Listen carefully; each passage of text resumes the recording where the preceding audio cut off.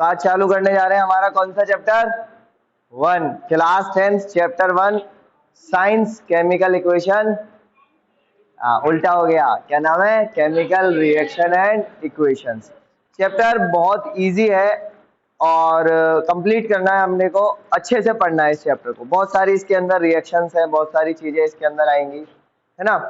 इसके अंदर हमें अब वास्तव में समझना क्या है, पहले इसके बारे में चर्चा करते हैं, फिर उसके बाद चैप्टर को समझना शुरू करेंगे। वास्तव में आपने देखे होंगे केमिकल प्रोसेसेस, एक ब्रीफ आइडिया चैप्टर का लेते हैं, क्योंकि ब्रीफ आइडिया से हमें विजन क्लियर रहता है कि हमें क्या क्या चीज आखिरकार पढ़ना है इसमें। तो एक ब्रीफ आइडिया लेने के बाद चैप्टर को स्टार्ट करेंगे। तो हमें सबसे पहले इस चैप्टर के अंदर जो चीज पढ़ाई करनी है वो क्या है, आपका केमिकल प्रोसेस। केमिकल प्रोसेस के बारे में छोटी छोटी जानकारी, उन केमिकल प्रोसेस के अंदर क्या क्या घटनाएं होती हैं, उस चीज को क्या कहा जाता है, आपका केमिकल रिएक्शंस। और इस केमिकल रिएक्शन को मैं सिंबल की फॉर्म में किस प्रकार से लिख सकता हूँ, उस चीज को आप क्या बोलते हैं, केमिकल इक्वेशन। इन्हीं केमिकल रिएक्शन, केमिकल इक्वेशन को थोड़े विस्तार से पढ़ना, थोड़ी डिटेल में हमें इसको देखते हुए चलना है। और डिटेल में क्या काम करेंगे हम इसमें, जो देखेंगे वो कितने इसके टाइप होते हैं, कैसे करके एनर्जी चेंज हो रही है, क्या कलर चेंज हो रहा है, क्या क्या बातें यहाँ पे हो रही हैं, बस इतनी सी बात है। तो फटाफट से एक रिवीजन नोट के टाइप में आप लिखना चाहें तो लिख सकते हैं। सभी को मैं यही एडवाइस देता हूँ कि ज्यादातर जो चीज हो रही है वो क्या काम करें, आप लिखते रहिएगा। क्यों? क्योंकि जितना आप लिखेंगे आपकी उतनी प्रैक्टिस होती है, और प्रैक्टिस होगी तो आपको याद रखने में आसानी होती है। ठीक है, तो बेशक रफ बना लीजिए, कोई इसमें इशू नहीं है, सही। पर ये नहीं है कि आपके नोट्स बने हुए हैं तो आप ऐसा करें कि मैं लिख नहीं रहा हूं, मेरा तो काम हुआ पड़ा है, क्योंकि साथ में थोड़ी थोड़ी प्रैक्टिस है। ठीक, तो उसी तरीके से इसको लेके चलेंगे और अच्छे से चैप्टर को डीप स्टडी करते हुए चलेंगे। तो आइए चालू करते हैं। सबसे पहले केमिकल रिएक्शन, तो हेडिंग डाल लीजिए आप, क्या, केमिकल रिएक्शन।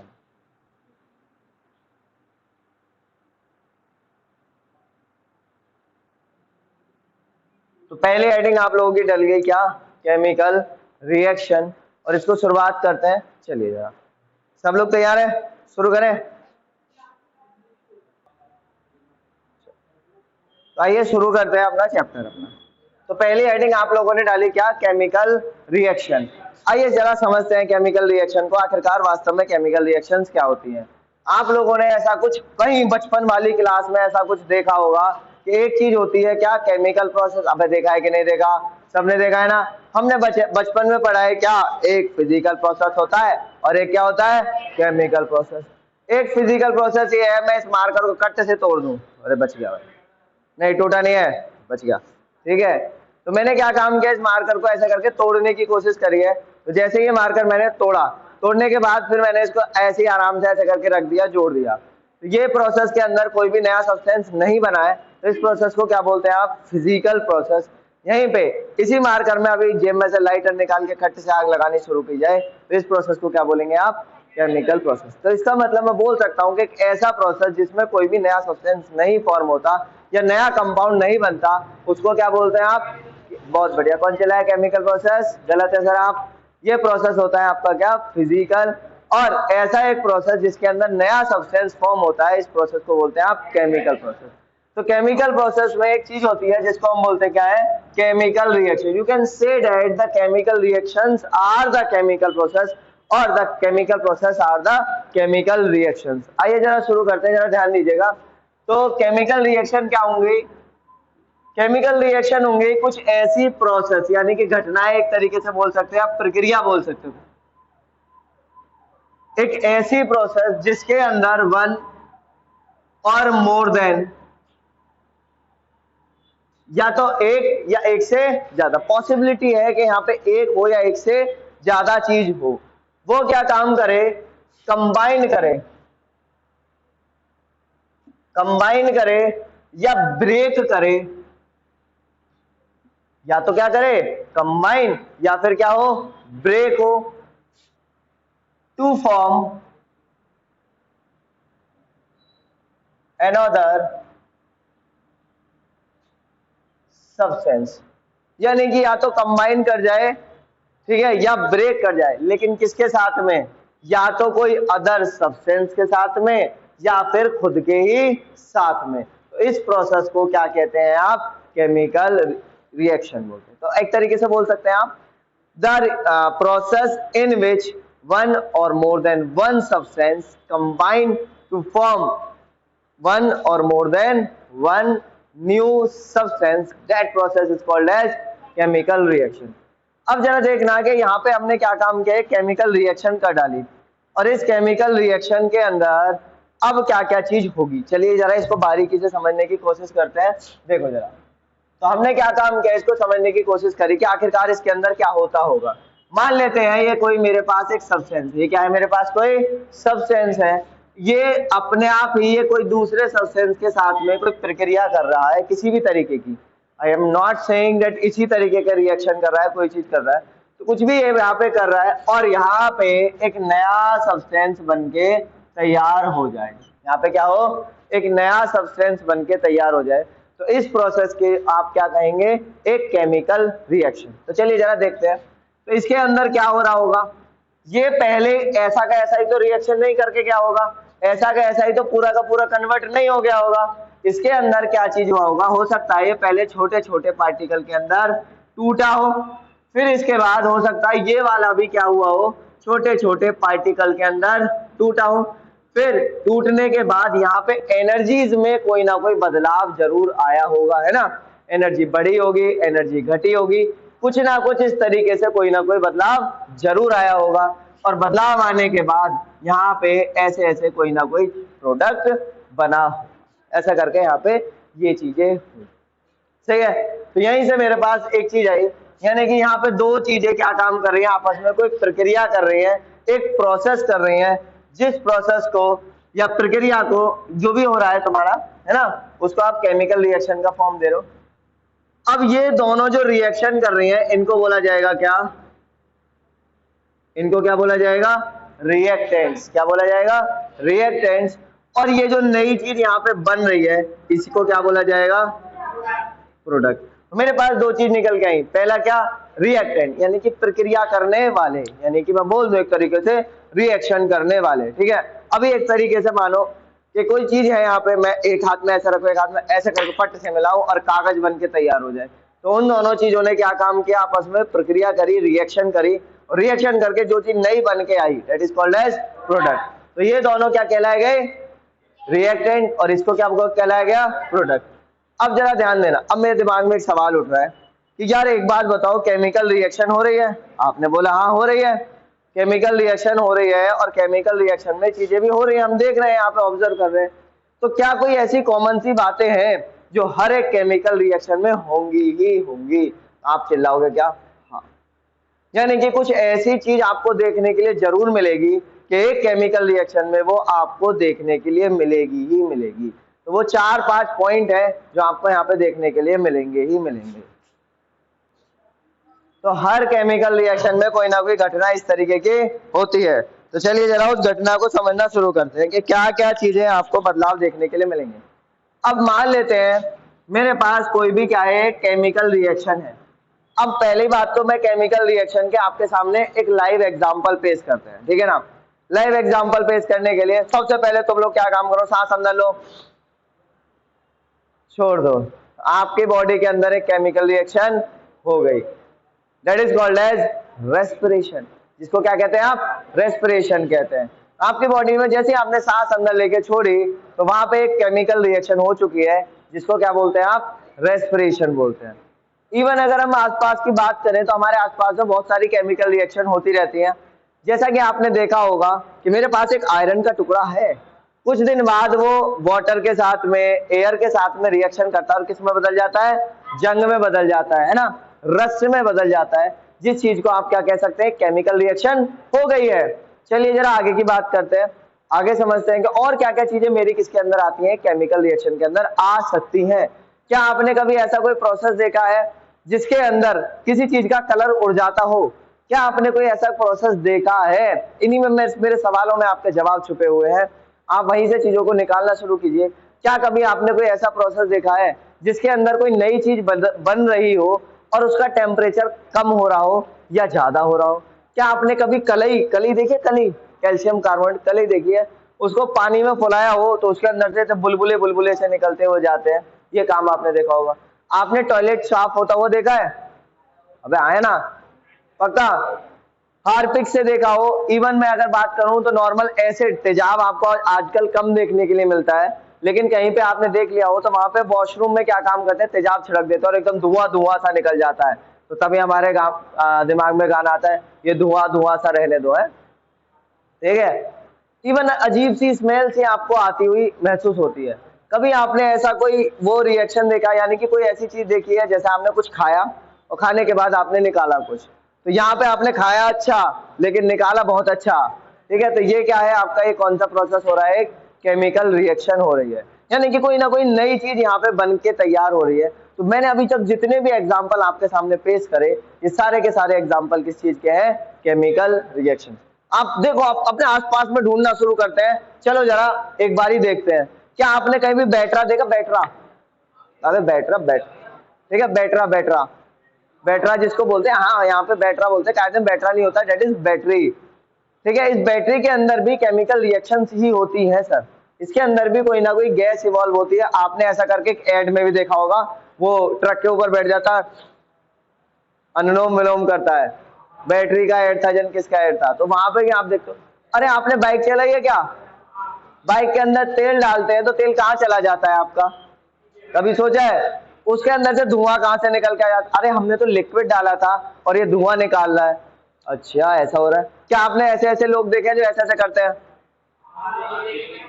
है ना, उनके यहाँ पे ऐसे लाल लाल कलर की लाइट जलती रहती है, वो धीरे धीरे करके लाल लाल कलर की लाइट जो कम पास पास में आती चली जाती है उनके, ऐसे लोग देखे कि नहीं देखे। तो वहां पे देखा होगा तुमने कि लाल लाल कलर की जो लाइट जल रही है वहां से हल्का हल्का सा धुआं निकल रहा है, उस धुएं को पहले वो अपने अंदर लेते हैं फिर बाहर निकालते हैं, ऐसा कुछ देखा है आपने, नहीं देखा, तो वहां पे भी कौन सी चीज हो रही है, केमिकल रिएक्शन हो रही है। अब हमने देखा है ना ये सारी चीजें, ये सब बातें आपकी केमिकल रिएक्शन की ही तरीके हैं, चीजें होती हैं।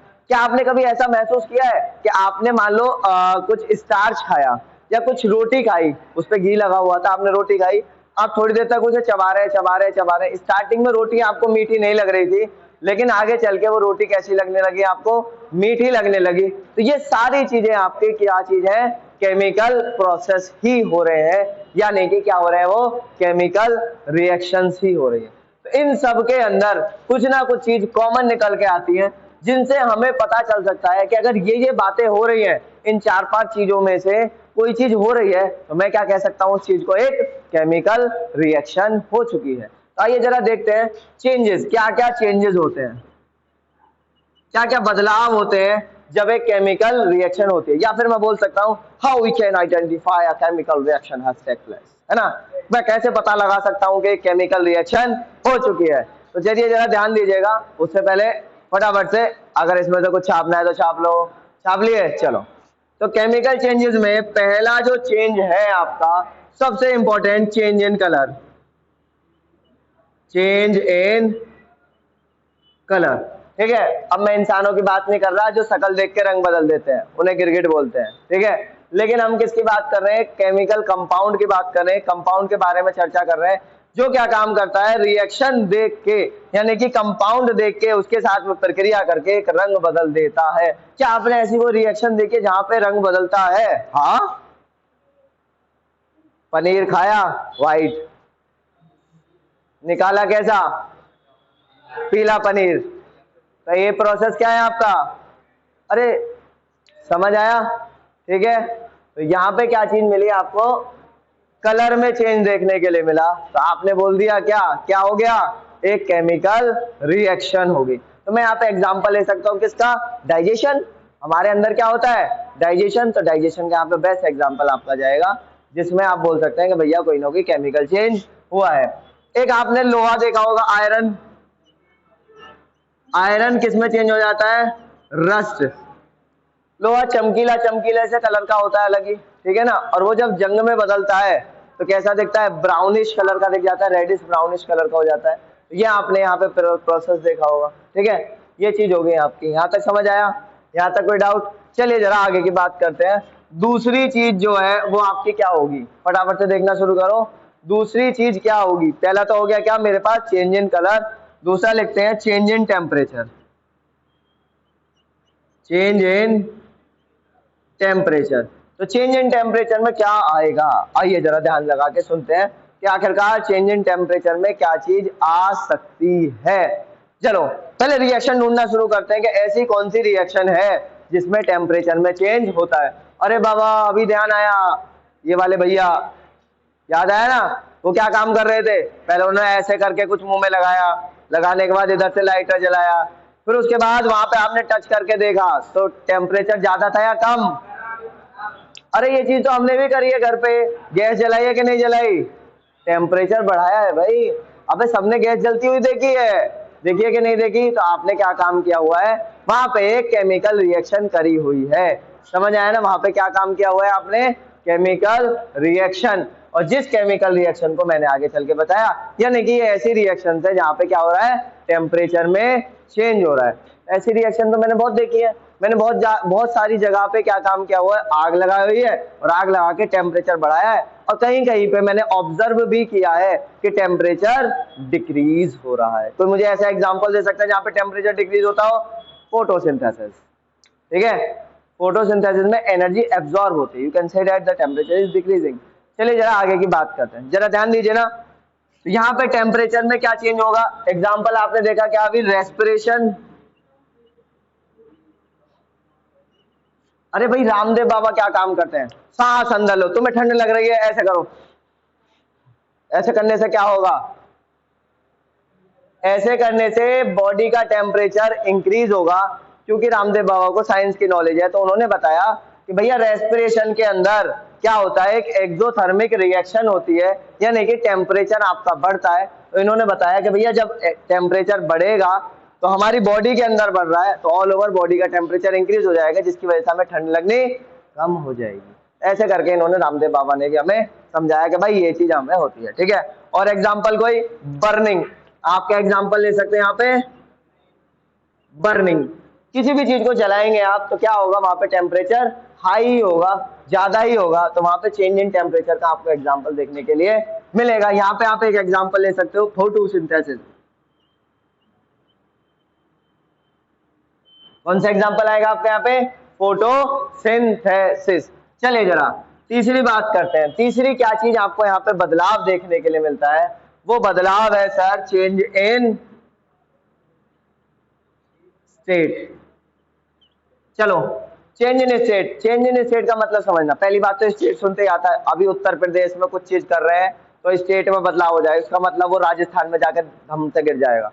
स्टेट का मतलब है यहाँ पे अवस्था, अवस्था बोलो, ठीक है, तो यानी कि यह क्या होगा यहाँ पे, अपनी अवस्था को बदलेगा, यानी कि सॉलिड लिक्विड गैस। आपने 9th क्लास के अंदर या पहले भी और पढ़े होंगे कि हमारे मैटर की कितनी स्टेट होती है, 3 स्टेट होती है, और वो जो 3 स्टेट है वो कौन कौन सी है, सॉलिड लिक्विड गैस। वैसे 2 एडिशनल स्टेट्स और होती है, वो क्या है आपकी बीईसी, बोस आइंस्टीन कंडेंसेट और प्लाज्मा। उनमें से 3 स्टेट हमारी हमें जो ऑब्जर्व होती है वो है कौन सी, सॉलिड लिक्विड एंड गैस। तो इन्हीं सॉलिड लिक्विड गैस में क्या होता है, यहाँ पे बदलाव आपको देखने के लिए मिल जाता है। चलिए जरा शुरू करते हैं, शुरू करें, चले। तो चेंज इन स्टेट का कोई एग्जाम्पल, सोचो, आइस नहीं है, केमिकल चेंज चाहिए मुझे, केमिकल चेंज चाहिए सर, आइस तो फिजिकल चेंज का एग्जाम। बर्निंग ऑफ पेपर, जब आप बर्निंग ऑफ पेपर करते हैं तो वहां से स्मोक निकल के जाता है जिसके अंदर कार्बन डाइऑक्साइड रिलीज होती है।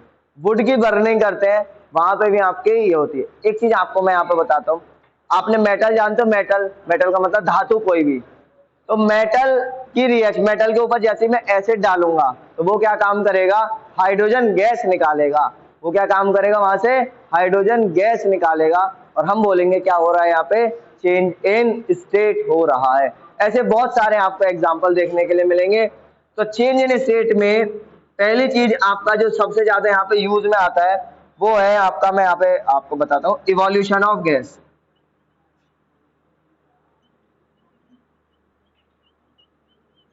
इवोल्यूशन ऑफ गैस, और जो ज्यादातर गैसेस रिलीज होती है वो है आपकी हमारे सिलेबस के अंदर जो है वो है आपकी CO2 यानी कि CO2 एंड H2 यानी कि हाइड्रोजन। तो यही चीज हमें देखनी है, फटाफट से अगर किसी को छापना है तो वो छापो।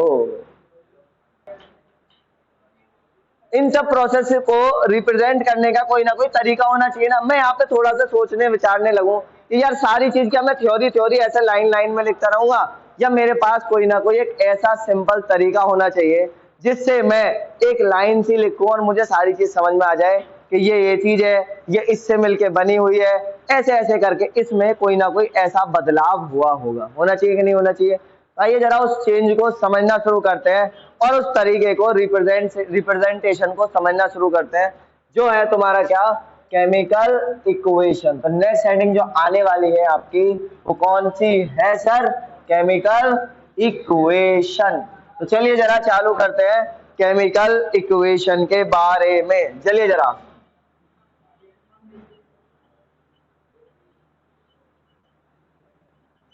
केमिकल इक्वेशन, तो केमिकल इक्वेशन होता क्या है, केमिकल इक्वेशन क्या है, जैसे मैं हूं यहाँ पे, मेरे को रिप्रेजेंट करने का एक तरीका है मेरा नाम, मैं बार बार आप है यहाँ पे, तो आपको भी रिप्रेजेंट करने का तरीका क्या है, आपका नाम।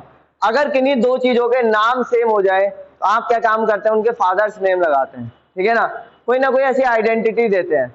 फिर आप क्या काम करते हैं, अगर आपकी आइडेंटिटी और ज्यादा सेम हो रही है तो आप कॉन्टेक्ट नंबर ले सकते हैं, आधार नंबर ले सकते हैं। इस तरीके से आप क्या काम करते हैं, किन्हीं दो चीजों के बीच में अंतर, सेम चीजों के बीच में अंतर, डिफरेंस निकालने की कोशिश करते हैं। यहीं से यानी कि मेरे पास सीधे सीधे एक तरीका है हर चीज को रिप्रेजेंट करने का और उससे समझने का कि हाँ ये चीज ये हो सकती है। समझ में आया? तो आइए देखिए जरा इसमें क्या होगा, केमिकल इक्वेशंस। तो chemical equations are the symbolic representation of chemical reactions. Chemical, what are the chemical reaction? These are the symbolic representation of chemical reaction. तो केमिकल इक्वेशन क्या चीज होती है, सिंपल सा फंडा है, केमिकल रिएक्शन यानी कि अभी मैंने रेस्पिरेशन की बात करी, रस्टिंग की बात करी, एक्सवाइजेड किसी भी चीज की बात करी, उसका सिंबल से रिप्रेजेंटेशन दे दिया, उस चीज को क्या बोला गया, केमिकल इक्वेशन। तो इसके अंदर जो चीज आपकी यूज होती है वो क्या चीज यूज होती है, वो यूज होती है मॉलिक्यूलर फॉर्मूले, ठीक है। क्या चीज यूज होते हैं, मॉलिक्यूलर फॉर्मूले। तो पहली बात मुझे चाहिए क्या, मॉलिक्यूलर फॉर्मूला। मुझे क्या चीज चाहिए, मॉलिक्यूलर फॉर्मूला। तो ये चीज क्या चीज चाहिए मुझे, एक मॉलिक्यूलर फॉर्मूला, और मॉलिक्यूलर फॉर्मूले की मुझे चाहिए नॉलेज, जो हमने सीखी थी कभी छोटे बचपन की बात है तब हमने सीखा था ऐसा कुछ, ठीक है। तो वही चीज आपको यहाँ पे समझनी है कि आखिरकार ये मॉलिक्यूलर फॉर्मूला है, इनको मैं ऐसे ऐसे करके इस्तेमाल करूंगा। तो क्या मॉलिक्यूलर फॉर्मूले बस वहीं पे एक रिप्रेजेंटेशन देने के लिए सीखे थे क्या, नहीं, वो किस लिए सीखे थे, ताकि हम इनको आगे केमिकल रिएक्शंस के अंदर किसी चीज को एक्सप्लेन करने के लिए इनको इस्तेमाल कर सकें। तो आइए जरा शुरू करते हैं। जैसे आपने मॉलिक्यूलर फॉर्मूले देखे हुए हैं, जैसे किसका, CO2, सबसे बेसिक मॉलिक्यूलर फॉर्मूला आपका CO2। फिर उसके बाद जैसे आपने देखा H2SO4, फिर इसके बाद आपने और मॉलिक्यूलर फॉर्मूले देखे C6H12O6। ये सारे आपके क्या है, मॉलिक्यूलर फॉर्मूला है। यहां पे कुछ मुझे सिंबॉलिक रिप्रेजेंटेशन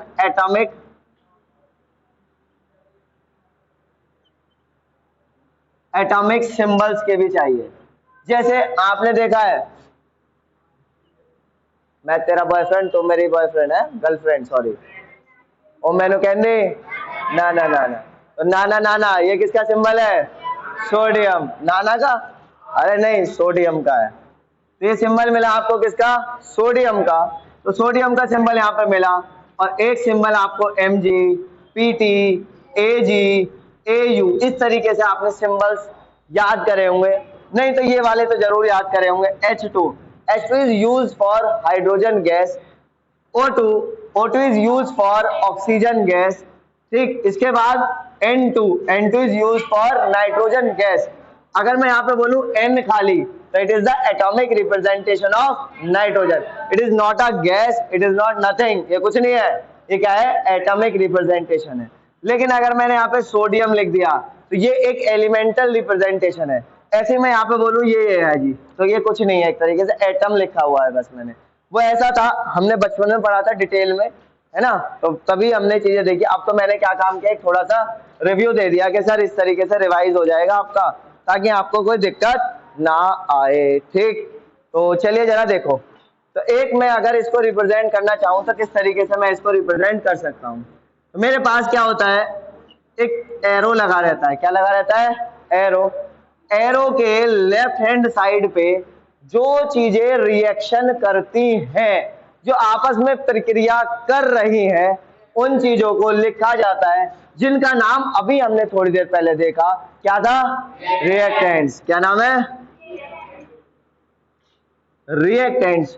और बीच में यहां पे क्या लगा दिया जाता है? तीर, यानी तीर मार दो दिल के पार हो जाए, ठीक है। और उस चीज को क्या बोलेंगे आप? जो बनेगी नई चीज, उसको बोलेंगे प्रोडक्ट। यानी कि एक बात बताओ, मैं नॉर्मल से एक छोटी सी बात करता हूं, मेरे पास केमिकल बनाने की एक फैक्ट्री है, या दवाई बनाने की एक फैक्ट्री है, या फिर एक बात करते हैं चीनी बनाने की मेरे पास कोई ऐसी मशीन है, या मैं बात करूं मैंने बेकरी में बिस्किट्स बनते हुए देखे होंगे, या मैंने घर पे रोटियां बनती हुई देखी है। मेरा रॉ मटेरियल है कुछ भी, मैंने उसको रिएक्शन करवाया, रिएक्शन करवाने के बाद मैंने क्या काम किया? रोटियां बना दी। रोटियां जो निकल के आया मेरे पास फाइनल प्रोडक्ट है, या फाइनल चीज है, उस चीज को क्या बोलूंगा मैं? प्रोडक्ट। और जो आटा था मेरा, मैंने उसको क्या बोल दिया? रिएक्टेंट। तो आटे से रोटी बनी, रोटी से मैंने बोल दिया क्या है? ये प्रोडक्ट है, और यही चीज क्या है? रिएक्टेंट। तो सर जरा देखना, तो मैं यहाँ पे कोई भी चीज रिएक्शन कर रही होगी तो मैं प्लस साइन बीच में लगाऊंगा और बताऊंगा कि भाई ये दोनों आपस में रिएक्शन कर रही हैं। लेकिन प्रोडक्ट साइड में रिएक्शन खत्म हो चुकी है, तो यहाँ पे मैं प्लस लगाऊंगा, जिसका मतलब क्या होगा? इसके साथ में ये चीज बनी हुई है। तो इसका मतलब क्या है? अगर यहाँ पे बीच में प्लस लगा हुआ है तो क्या है? रिएक्ट्स।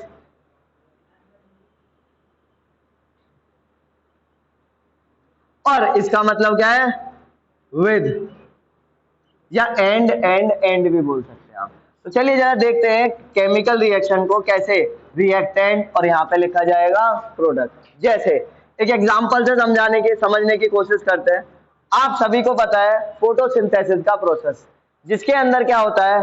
कार्बन डाइऑक्साइड वाटर के साथ में रिएक्शन करती है इन प्रेजेंस ऑफ सनलाइट, और आपको क्या मिलता है? आपको मिलता है ग्लूकोज, और ग्लूकोज के साथ में क्या मिलता है आपको? हवा। बहुत बढ़िया। कौन चिल्लाया? हीट। ऑक्सीजन मिलती है आपको, ठीक है। तो चलिए देखो जरा, यानी कि मैं फोटोसिंथेसिस की बात करता हूं। फोटोसिंथेसिस इज चलो मैं डेफिनेशन नहीं लिख रहा, is a reaction in which carbon dioxide combines with hydrogen in presence of sunlight to produce glucose and oxygen. वही चीज यहाँ पे है, यानी कि मैं बोलूं ग्लूकोज और क्या चीज कंबाइन हो? सॉरी कार्बन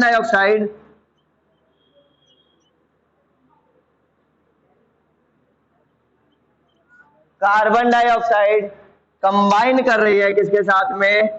वाटर के साथ में। और वाटर के साथ में कंबाइन करके क्या चीज आपको मिल रही है यहाँ पे? ग्लूकोज और ऑक्सीजन।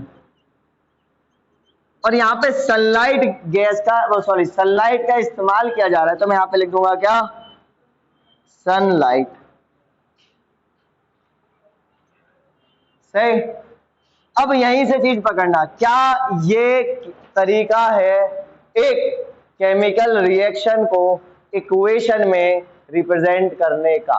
तो एक सिंपल सा तरीका ये आया, लेकिन केमिस्ट्री के अंदर हम ये जानते हैं कि इसका भी एक केमिकल रिप्रेजेंटेशन है, मॉलिक्यूलर रिप्रेजेंटेशन है, इसका भी एक रिप्रेजेंटेशन है, इसका भी और इसका भी। तो क्या मुझे ये नहीं बनता कि मैं इनके रिप्रेजेंटेशन के साथ में इसको लिखूं? ऑब्वियस बात है। तो मैं क्या काम करूंगा? इनके रिप्रेजेंटेशन के साथ में इसको लिखूंगा CO2 plus H2O gives C6H12O6 plus O2। तो मेरे पास जो केमिकल रिएक्शन निकल के आई वो क्या निकल के आई? ये वाली मेरी केमिकल हो गई। और मैंने इसको केमिकल रिएक्शन को एक इक्वेशन की फॉर्म में यहाँ पे रिप्रेजेंट कर दिया। अब जरा देखो, क्या मैं छोटी छोटी और बात इसमें ऐड कर दूं तो मुझे ये और ज्यादा डिटेल नहीं दे देगी? ऑब्वियस बात है। तो मैं क्या काम करूंगा? यहाँ पे छोटे छोटे ब्रैकेट लगाऊंगा और यहाँ पे इनकी स्टेट मेंशन कर दूंगा। यहाँ पे क्या काम करूंगा? इनकी स्टेट को मेंशन कर दिया जाएगा, और स्टेट को मेंशन करने के बाद है ना दिखा दिया जाएगा कि भाई ये क्या है? इनकी स्टेट है, और ये ठीक है, ये स्टेट है, इसको यहाँ पे मेंशन कर दिया जाएगा और दिखा दिया जाएगा सर ये और ज्यादा इंफॉर्मेटिव हो गई है। ये क्या हो गई है? और ज्यादा इंफॉर्मेटिव हो गई। यहाँ तक समझ में आ गया? यहाँ तक कोई डाउट है किसी को? पक्का? आगे चले तो इसका मतलब ये जो तरीका है ये हमारा क्या है? एक केमिकल इक्वेशन को रिप्रेजेंट करने का तरीका है। और ये जो आपको एक केमिकल रिएक्शन दिख रही है इसके अंदर आपको एक छोटी सी बात देखने को मिल रही होगी कि कार्बन यहाँ कम है, यहाँ ज्यादा कैसे हो गए? हाइड्रोजन यहाँ कम है, यहाँ ज्यादा कैसे हो गए? ऑक्सीजन इधर कम है, उधर ज्यादा कैसे हो गई? तो इन सब का जवाब आपको देखने के लिए मिलेगा जब हम इन केमिकल रिएक्शंस को क्या कर देंगे? बैलेंस कर देंगे। तो ये ज्यादा कैसे हो गई, कम कैसे हो गई? तो इसका मतलब जितनी ऑक्सीजन इधर है उतनी ऑक्सीजन इधर होनी चाहिए, जितनी कार्बन इधर है उतने ही कार्बन इधर होने चाहिए। तो that reaction is called a balance reaction. और अब हमारा जो नेक्स्ट टॉपिक होने जा रहा है वो बैलेंस रिएक्शन। क्योंकि मेरे दिमाग में भी सवाल उठ रहा है कि भाई इतना है, इतना है, इतना है, इतना है, तो आखिरकार कैसे कैसे ये चीजें हो रही हैं? तो उस चीज का जवाब कब मिलेगा? जब आप एक रिएक्शन को बैलेंस फॉर्म में लिख दोगे। तो यानी कि रिएक्शन एक अनबैलेंस रिएक्शन है, या फिर मैं इसको बोल सकता हूं स्केलेटन रिएक्शन। क्या बोल सकता हूं बेटो? Skeleton reaction. तो ये सारी बातें यहाँ पे आपके हो गई। फटाफट से एक दो एग्जांपल और देखते हैं। जैसे एक एग्जांपल आपके सामने रहा, H2 plus O2 gives H2O। क्या ये रिएक्शन सही लिखी हुई है?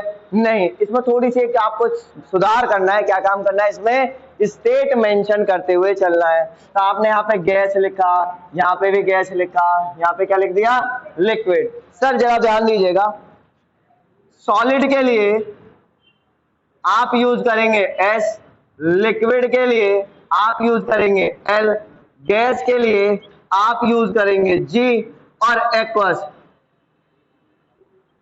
के लिए आप यूज करेंगे AQ।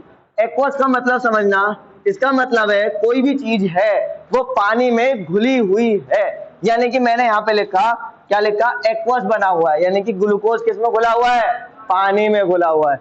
अभी मैं यहाँ पे और कुछ चीज में एक्वस लिख दूं तो इसका मतलब क्या है? वो चीज पानी में घुली हुई है, उस चीज को आप क्या बोलेंगे? एक्वस बोलेंगे। इतना समझ आया? फटाफट से एक रिएक्शन और देखते हैं। जैसे आपकी N2 plus H2 gives NH3। तो ये भी गैस, ये भी गैस और ये भी गैस, आपकी तीनों क्या मिली? आपको गैस मिली। जैसे Mg plus O2 gives MgO।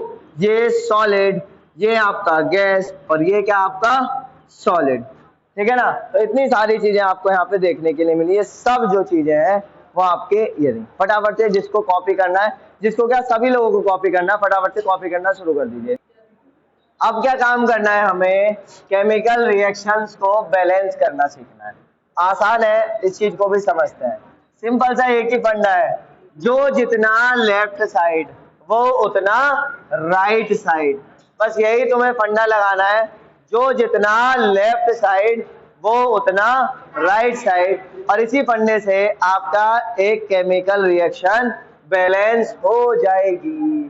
ठीक है? बाकी अलग अलग फॉर्मूलेज, अलग अलग चीजें आपको मिलती रहेंगी, लेकिन सिंपल सा फंडा हम एक हिट एंड ट्रायल मेथड से इसको सीखने की कोशिश करेंगे। ठीक है? तो चलिए जरा एक बेसिक सी रिएक्शन का एक एग्जांपल लेते हैं और उससे समझते हैं। N2 plus H2 gives NH3। ये भी गैस है, ये भी गैस है और ये भी गैस है। तीनों चीजें आपकी क्या है? गैस है। तो चलिए जरा समझते हैं इसको कि आखिरकार N2H2 और ये कैसे करके NH3 बनाती है। ये सवाल का जवाब भी आपको यही मिलेगा।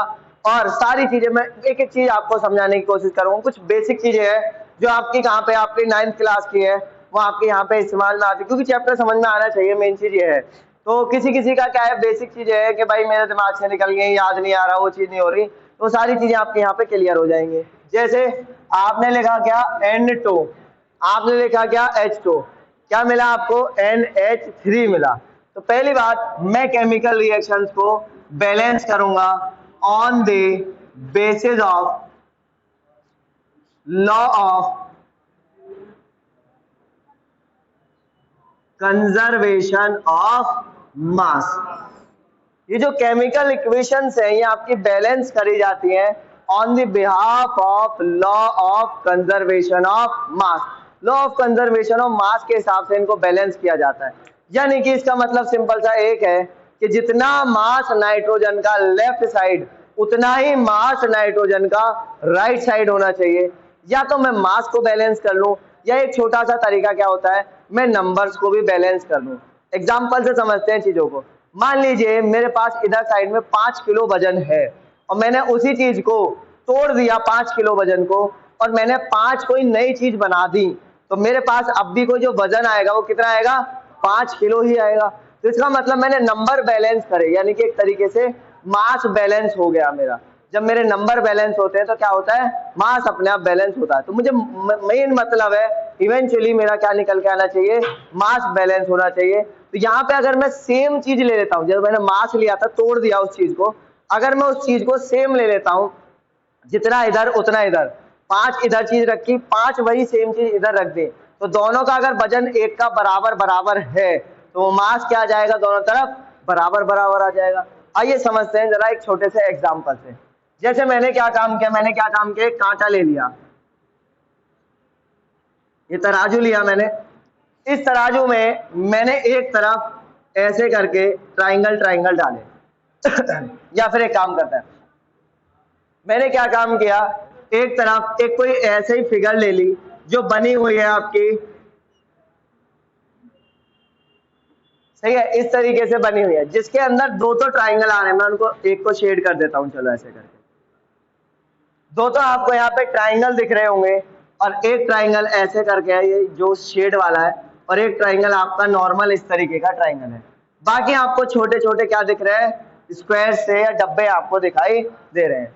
अगर मुझे मास सेम रखना है दोनों तरफ का और मैं ऐसे ही ट्राइंगल और डब्बे यहाँ पे रखना चाहता हूँ तो मुझे क्या काम करना पड़ेगा यहाँ पे डब्बे डब्बे रखने पड़ेंगे, जितने इधर हैं उतने ही सेम करना पड़ेगा ना। अगर इन डब्बों का मास और उनका मास सेम है तो मैं क्या काम करूंगा 3 डब्बे यहाँ पे रखूंगा, एक ट्राइंगल ऐसे वाला रख दूंगा और क्या काम करूंगा एक खाली ट्राइंगल रख दूंगा, तो मेरा दोनों तरफ का मास सेम हो जाएगा कि नहीं होगा। तो वही कंसेप्ट हम एक केमिकल रिएक्शन को बैलेंस करने के लिए लगाते हैं। यानी कि सिंपल सा मेरा काम क्या होता है कि मुझे केमिकल रिएक्शन जब बैलेंस करनी है तो मैं दोनों तरफ के नंबर बैलेंस करूंगा। नंबर बैलेंस मास दोनों चीज का सेम है, इधर भी नाइट्रोजन है इधर भी नाइट्रोजन है, तो दोनों की तरफ अगर 2 नाइट्रोजन इधर रख जाएंगे 2 नाइट्रोजन इधर है तो ऑब्वियस बात है दोनों का मास क्या होगा बराबर होगा। तो वही चीज आपको यहाँ पे हिसाब लगाना है। तो मैं यहाँ पे एक काम कर सकता हूँ क्या, या तो नंबर बैलेंस करके या मास बैलेंस करके काम करूं। मेरे लिए आसान जो पड़ता है क्या नंबर बैलेंस करना पड़ता है, क्यों, क्योंकि इसके बाद मैं आसानी से मास को बैलेंस कर लेता हूं। चलिए जरा समझते हैं आखिरकार के किस तरीके से केमिकल रिएक्शन को बैलेंस किया जा सकता है। तो एक केमिकल रिएक्शन को बैलेंस करने के लिए क्या करना है नंबर बैलेंस करने, और नंबरों को बैलेंस करने के लिए हमारे पास एक तरीका है, उस तरीके को समझते हैं। जैसे मेरा लिखा हुआ है नाइट्रोजन, तो मैं इस नाइट्रोजन के इस नंबर को मिटा के यहाँ पे 3 लिख दो तो मेरा काम हो जाएगा क्या बाबा नहीं होने का, क्यों, क्योंकि यहाँ पे मैंने क्या काम किया एक कंपाउंड ही बदल दिया, N3 बता दिया। नाइट्रोजन गैस थी, N3 मुझे नहीं पता क्या चीज बन गई, ठीक है ना। तो यानी कि मैंने यहाँ पे ये काम नहीं करना है कि ऐसे करके नंबर था उसको मिटाओ और लिख दो। सिंपल सा एक तरीका होता है, इसके आगे जो खाली जगह पड़ी हुई है यहाँ पे क्या काम करोगे आप नंबर लिख सकते हो, 2 लिख सकते हो, 3 लिख सकते हो, 4 लिख सकते हो, वही चीज आप यहाँ पे लेके चलोगे और आपका काम होता चलेगा। यानी कि मेरे पास एक तरीका मुझे ये मिला कि मुझे पहली चीज क्या काम करनी है, जो कंपाउंड या एलिमेंट लिखे हुए हैं उनके आगे में नंबर लिखने हैं, उनके मॉलिक्यूलर फॉर्मूला में कोई भी बदलाव नहीं करना है, कोई भी चेंज नहीं करना है। क्यों, क्योंकि अगर आपने मॉलिक्यूलर फॉर्मूले में चेंज किया तो इसका मतलब आपने कंपाउंड या एलिमेंट ही बदल दिया है। तो वही वाला हिसाब आपको यहाँ पे लेके चलना है, ठीक है। तो मेरे को क्या काम करने है, ये बैलेंस करने है, और बैलेंस करने के लिए मुझे सिंपल सा फंडा यहाँ पे अपनाना है। तो इन दोनों को ऐसे ऐसे करके करेंगे। चलें जरा आगे बढ़े। अब जरा देखो एक तरीका ये है, एक तो ये हुआ, अगर मान लो मैंने यहाँ पे लिखा H2SO4 और इसके आगे में क्या लिखा हुआ है 2, तो इसका मतलब है इस 2 की मल्टीप्लाई यहाँ होगी, इस 2 की मल्टीप्लाई यहाँ होगी और इस 2 की मल्टीप्लाई यहाँ पर होगी। इसका मतलब क्या हुआ कि हाइड्रोजन मेरे पास कितने होंगे 4, सल्फर मेरे पास कितने होंगे 2, और ऑक्सीजन मेरे पास कितने होंगे 8। इसकी इसमें मल्टीप्लाई 8, इसकी यहाँ पे 1 है तो 1 से मल्टीप्लाई, इसकी यहाँ पे मल्टीप्लाई। तो इस तरीके से मुझे पता चल जाएगा कौन सी चीज कितनी है। चलिए जरा एक और चीज समझते हैं। Al2SO4 का होल थ्राइस मेरे पास ये है एक कंपाउंड, और मैंने यहाँ पे लिख दिया 5। तो इसका मतलब क्या होगा, जरा ध्यान से देखना। इसका मतलब ये है इसकी मल्टीप्लाई इसमें और इसकी मल्टीप्लाई इसमें, और ये जो 3 है वो जो मल्टीप्लाई होकर आंसर आएगा उसकी मल्टीप्लाई इसमें, उसकी मल्टीप्लाई इसमें। तो मेरे पास जो तरीका आएगा कि एल्यूमिनियम मेरे पास कितने होंगे, तो 5 मल्टीप्लाई बाई 2 यानी कि कितने होंगे 10। अगला तरीका सल्फर मेरे पास कितने होंगे, या तो मैं इस 3 की मल्टीप्लाई इसमें कर दूं तो मेरे पास 1 मल्टीप्लाई बाय 3 और मल्टीप्लाई बाय 5, मेरे पास जो आंसर आएगा वो कितना आएगा 15। अब मैं पूछता हूं कि ऑक्सीजन मेरे पास कितने होंगे, तो इस 5 की मल्टीप्लाई पहले किसमें करूंगा 3 में, या फिर इस 3 की मल्टीप्लाई पहले 4 में कर दूं, जो आंसर आए फिर उसकी उसमें आगे मल्टीप्लाई कर दी जाए। तो यानी कि 3 multiply by 4 multiply by 5। After solving this you will get your answer. ठीक है ना, आपका आंसर इसको सॉल्व करने के बाद मिल जाएगा। इसका मतलब क्या होता है वास्तव में समझना, AlSO4 का होल थ्राइस, इसका मतलब सीधा सीधा होता है कि मेरे पास Al2SO4 का होल थ्राइस कितने हैं, यहाँ पे 5 हैं। कितने हैं,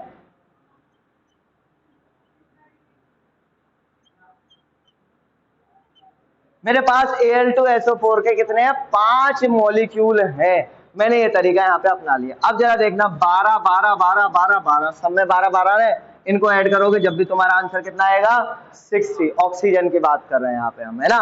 तो 12 ऑक्सीजन इसमें, 12 ऑक्सीजन इसमें, 12 इसमें, 12 इसमें, 12 इसमें, तो टोटल ऐड करके कितना आया, फिर भी 60 आया। या फिर आप क्या काम कर सकते हैं, सिंपल सा मल्टीप्लाई करके अपना काम चला सकते हैं। इतनी चीज समझ में आ गई, यहाँ तक कोई डाउट है, पक्का। चले आगे, यहाँ तक क्लियर हुआ। अब जरा मुझे केमिकल रिएक्शन बैलेंस करनी है, तो सबसे पहले मैं चेक करूंगा मेरे पास कौन सी चीज कितनी है। तो मैंने यहाँ पे देखा नाइट्रोजन कितने हैं 2, नाइट्रोजन कितने हैं 1, भाई नाइट्रोजन में गड़बड़, एक तरफ 2 एक तरफ 1। तो बैलेंस करने के लिए मैंने यहाँ पे क्या काम किया, 2 के मल्टीप्लाई कर दी। तो इधर नाइट्रोजन कितने मेरे पास 2, इधर नाइट्रोजन कितने 2, इधर आ जाओ हाइड्रोजन कितने 2, हाइड्रोजन कितने पक्का 6। कैसे, 2 की मल्टीप्लाई इसमें हुई तो कितना निकल के आया 6। तो इसका मतलब मुझे भी इधर कितने चाहिए 6, और 2 में मैं कितने की मल्टीप्लाई करूं जो आंसर कितना आ जाए 6। कितने कर दो 3 की। क्या मेरी रिएक्शन बैलेंस हो गई, हाँ ये आपकी बैलेंस रिएक्शन हो चुकी है। इतना सा बनना है, इसको फटाफट से अगर किसी को कॉपी करना है तो कर लीजिए, आसान चीज है, समझ में आना चाहिए। आपके आ चुका है, बैलेंसिंग यहाँ पे आपकी क्लियर हो चुकी है। तो बैलेंसिंग हो गया, एक दो चीजें हम करके देख लेते हैं, आप लोग बैलेंसिंग करके देख लीजिएगा। चलो जरा देखो, पहला आपको ये बैलेंस करना है।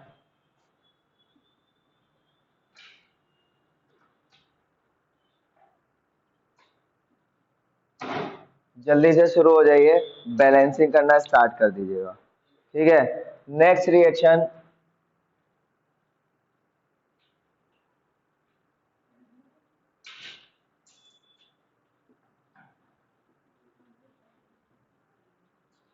नेक्स्ट रिएक्शन आपकी ये रही।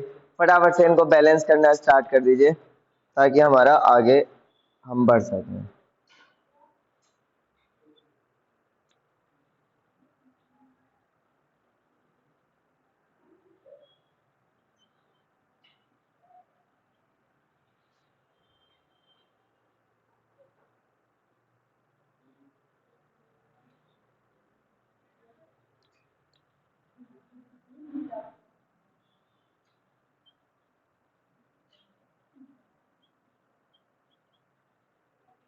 आपके सामने ये 3 रिएक्शंस हैं, इन 3 रिएक्शंस पे प्रैक्टिस कर लेते हैं एक बारी, क्या हमारी बैलेंसिंग समझ में आया या नहीं आया। तो बहुत जल्दी से बैलेंसिंग करना शुरू कीजिए। तीनों रिएक्शन बहुत आसान रिएक्शन में से एक रिएक्शन है, आपको जल्दी से बैलेंस करनी है। हो गई,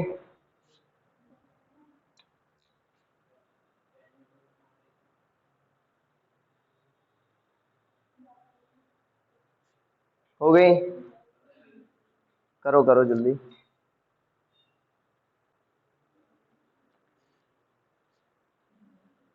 देखो, बैलेंसिंग करने के लिए नंबर ऑफ कार्बन जितने इधर है उतने इधर होने चाहिए, हाइड्रोजन जितने इधर है उतने इधर होने चाहिए, ऑक्सीजन जितने इधर है उतने ही इधर होने चाहिए। सिंपल सा फंडा है, यही चीज आपको देखनी है। इसके बाद इसमें भी नंबर ऑफ पीबी जितने इधर है उतने इधर, एन जितने इधर है उतने इधर, ओ जितने इधर उतने इधर, यानी कि लेफ्ट हैंड साइड पे और राइट हैंड साइड पे नंबर दोनों तरफ क्या होने चाहिए, बराबर इक्वल होने चाहिए। तो नंबर इक्वल होंगे तो आपको यहाँ से इजी पड़ेगा कि हाँ भी मैं इसको ऐसे ऐसे करके कर सकता हूँ। फटाफट से देखो जरा। तो पहले वाले में आपने क्या काम किया होगा, कार्बन चेक किए, इधर कार्बन कितने, एक, इधर दो, दो कौन चिल्लाया, अच्छा दो नहीं है एक है। देखो फिर से देखते हैं, अभी अभी थोड़ी देर पहले CH4 या ऐसा आपने देखा होगा मॉलिक्यूलर फॉर्मूले के अंदर, तो इसके अंदर कार्बन होता है एक, जो यहाँ पे नंबर लिखा रहता है वही रिप्रेजेंट होता है। तो C1H4, वन को हम दिखाते नहीं है, तो ये कितना हो गया CH4, यानी कि कार्बन कितने हैं वन और हाइड्रोजन कितने हैं फोर।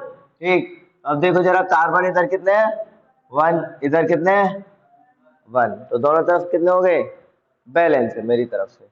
नेक्स्ट, इधर हाइड्रोजन फोर, इधर टू, तो मैं यहाँ टू से मल्टीप्लाई कर दूं तो हाइड्रोजन बैलेंस। ठीक है, तो कितना आया तुम्हारा, हाइड्रोजन इधर कितने फोर, इधर कितने फोर। नेक्स्ट, ऑक्सीजन इधर कितने टू, इधर दो, तो ये रहे और दो इससे मल्टीप्लाई हो गए ये रहे, तो यहाँ पर भी मैं किसकी मल्टीप्लाई कर दूंगा, टू की, और मेरी इक्वेशन क्या हो जाएगी, बैलेंस हो जाएगी। तो फटाफट से आपने देखा, नेक्स्ट वाली रिएक्शन को बैलेंस करने की कोशिश कीजिए। नेक्स्ट रिएक्शन है आपकी, कार्बन कितने छह, इधर कितने वन, तो बैलेंस करने के लिए इधर क्या काम करो, किसकी मल्टीप्लाई कर दो, सिक्स की। नेक्स्ट, हाइड्रोजन कितने, इधर इधर टेन का है, तो कितने की इंटू करें, सिक्स की, तो सिक्स की इंटू हुई तो कितने हो गए, ट्वेल्व। ठीक है, कितने हो गए ट्वेल्व, इधर भी कितने हो गए ट्वेल्व। अब आ जाओ ऑक्सीजन पे, ऑक्सीजन इधर कितने छह और दो ये रहे, कितने हो गए आठ, यानी कि eight oxygen left hand side पे है। तो राइट हैंड साइड पे जरा देखना कितने हो गए, इसकी मल्टीप्लाई इसमें हुई, बहुत बढ़िया, 18, सिक्स टू जा 18 है, सिक्स टू जा 18 है, अच्छा पूरे 18 है, तो ये हो गए कितने 18। इधर कितने हैं आपके पास आठ, आठ है, मैं क्या काम करूं, यहाँ पे किसकी मल्टीप्लाई कर दो छह की, तो आप देखो जरा, तो छह ये रहे, 12 ये रहे, 18 इधर हो गए, 18 हो गए, तो आपकी इक्वेशन क्या होगी, बैलेंस। रीचेक जरूर करिएगा रिएक्शन को। इधर कितने हैं कार्बन छह, इधर छह, सिक्स की मल्टीप्लाई इसमें हुई, छह हो गए। हाइड्रोजन इधर 12, ऑक्सीजन 6 और 12 18, इधर भी 12 और 6 18 हो गया तुम्हारा। नेक्स्ट, नेक्स्ट रिएक्शन है, फटाफट से इसको बैलेंस करने की कोशिश कीजिए, हो जाएगा, इजी है, जल्दी।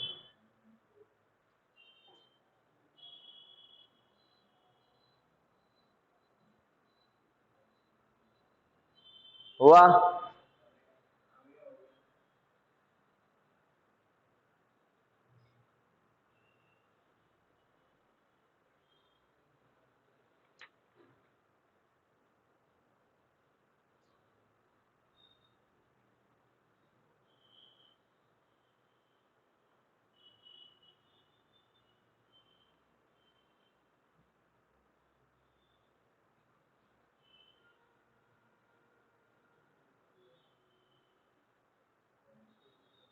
देखो, पीबी इधर वन, इधर भी एक, बैलेंस है।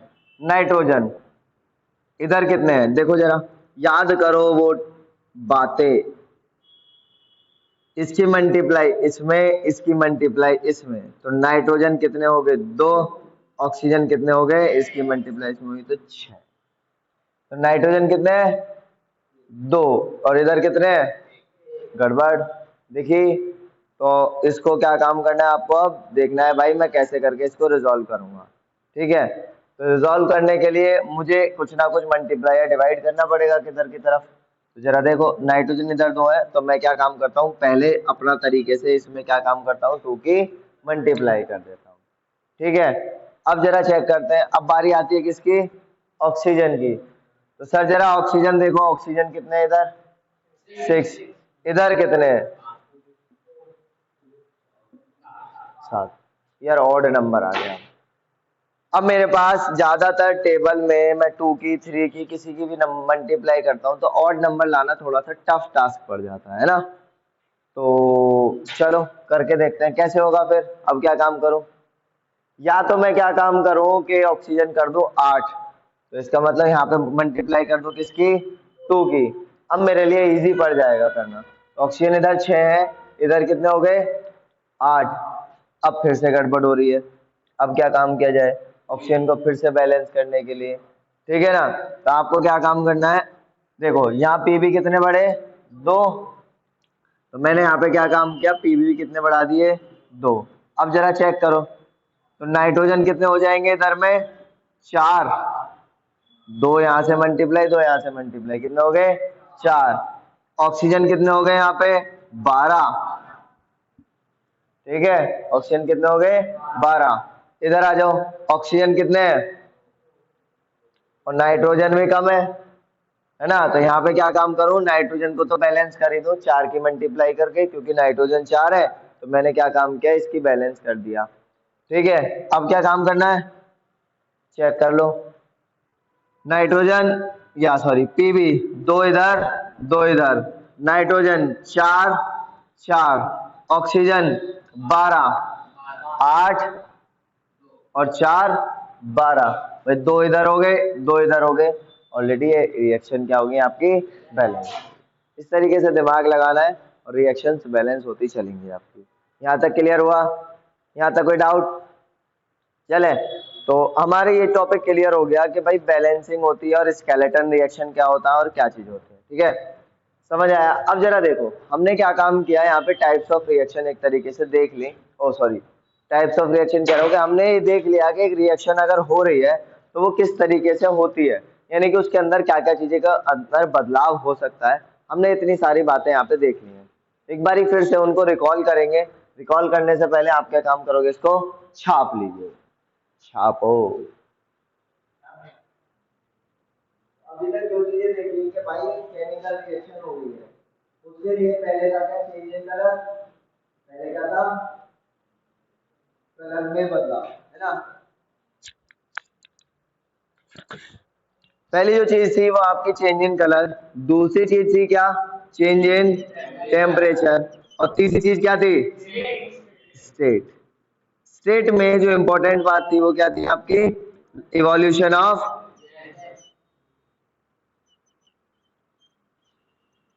यानी कि गैस इवॉल्व होगी, गैस निकलेगी, ये चीजें आपकी थी। यहाँ तक क्लियर हुआ, यहाँ तक समझ में आया। तो change in gas, change in temperature, change in ये, चेंज इन वो, ठीक। अब टेम्परेचर के बिहाफ पे अब हमें केमिकल रिएक्शन लिखनी आती है, तो टेम्परेचर के बिहाफ पे I can divide the reactions into 2 parts. मैं 2 पार्ट में रिएक्शंस को बांट सकता हूं।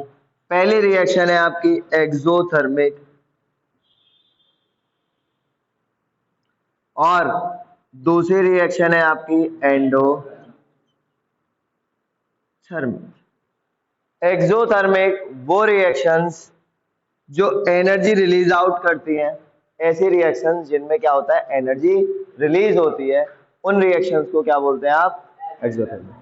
अधिकतर हीट एनर्जी रिलीज होगी यहाँ से, ठीक है ना। हम एक्सो और एंडो टेम्परेचर के बिहाफ पे बोलते हैं, और टेम्परेचर के बिहाफ पे अगर कोई चीज बोलते हैं तो क्या बोलते हैं, वो कौन सी एनर्जी होती है आपकी, हीट एनर्जी। एंडोथर्मिक में हीट एनर्जी क्या होगी, एब्जॉर्ब। तो एक्सोथर्मिक वो रिएक्शन है जिनमें हीट एनर्जी रिलीज होती है, और एंडोथर्मिक वो रिएक्शन है जिनमें हीट एनर्जी एब्जॉर्ब होती है। तो एक्सोथर्मिक के एग्जांपल, रेस्पिरेशन, सही, रेस्पिरेशन। और कोई एग्जांपल सोचो यार, ऐसा कैसे काम चलेगा। बर्निंग,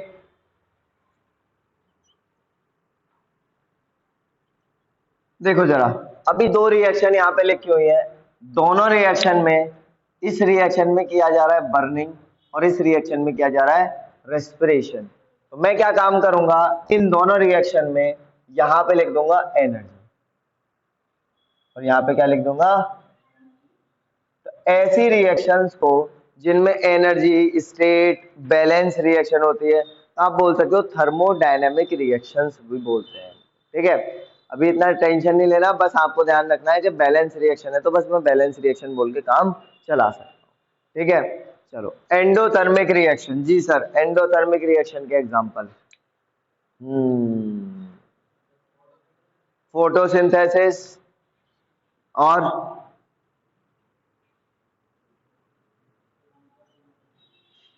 फोटोसिंथेसिस, और आप किसी को हीट देके तोड़ रहे हो, आपने हीट देना बंद किया तो वो क्या होगा, टूटना बंद हो जाएगा। यही तो चीज हो रही है। तो आप एक तरीके से बोल सकते हो कि ज्यादातर क्या होता था, डिकम्पोजिशन। ठीक है, क्या चीज, डिकम्पोजिशन। ठीक है, तो डिकम्पोजिशन आपका इसमें एग्जांपल आ सकता है। यहां तक समझ में आया। चलो अब जो बात करने जा रहे हैं, हमारी बैलेंसिंग होगी, हमारा इनिशियल फेज चैप्टर का निपट गया। अब हमारा क्या है, मेन चीज है यार, रिएक्शन देख ली, रिएक्शन समझ लिया, रिएक्शन के बारे में जो बातें थी वो भी हमने कर ली है। तो अब जो चीजें हम करने जा रहे हैं वो है आपका टाइप्स ऑफ रिएक्शंस। आपकी नेक्स्ट हेडिंग आने वाली है क्या, टाइप्स ऑफ रिएक्शन। बहुत जल्दी से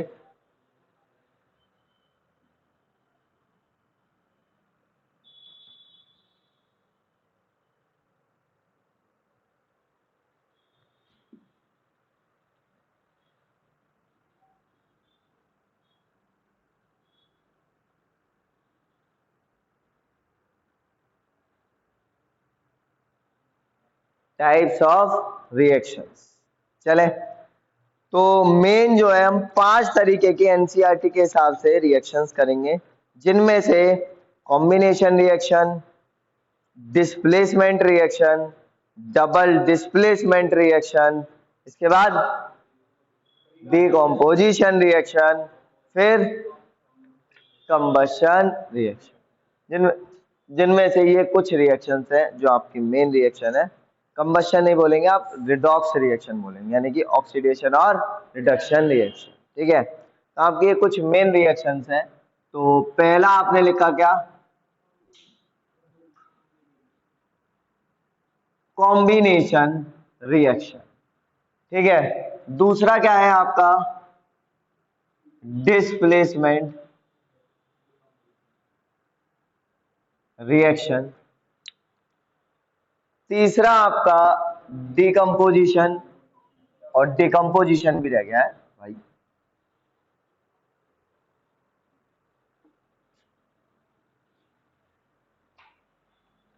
डबल डिस्प्लेसमेंट,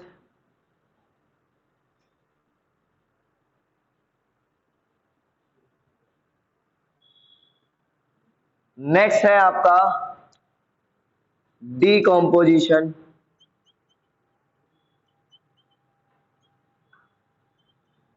और लास्ट है आपका क्या, ऑक्सीडेशन एंड रिडक्शन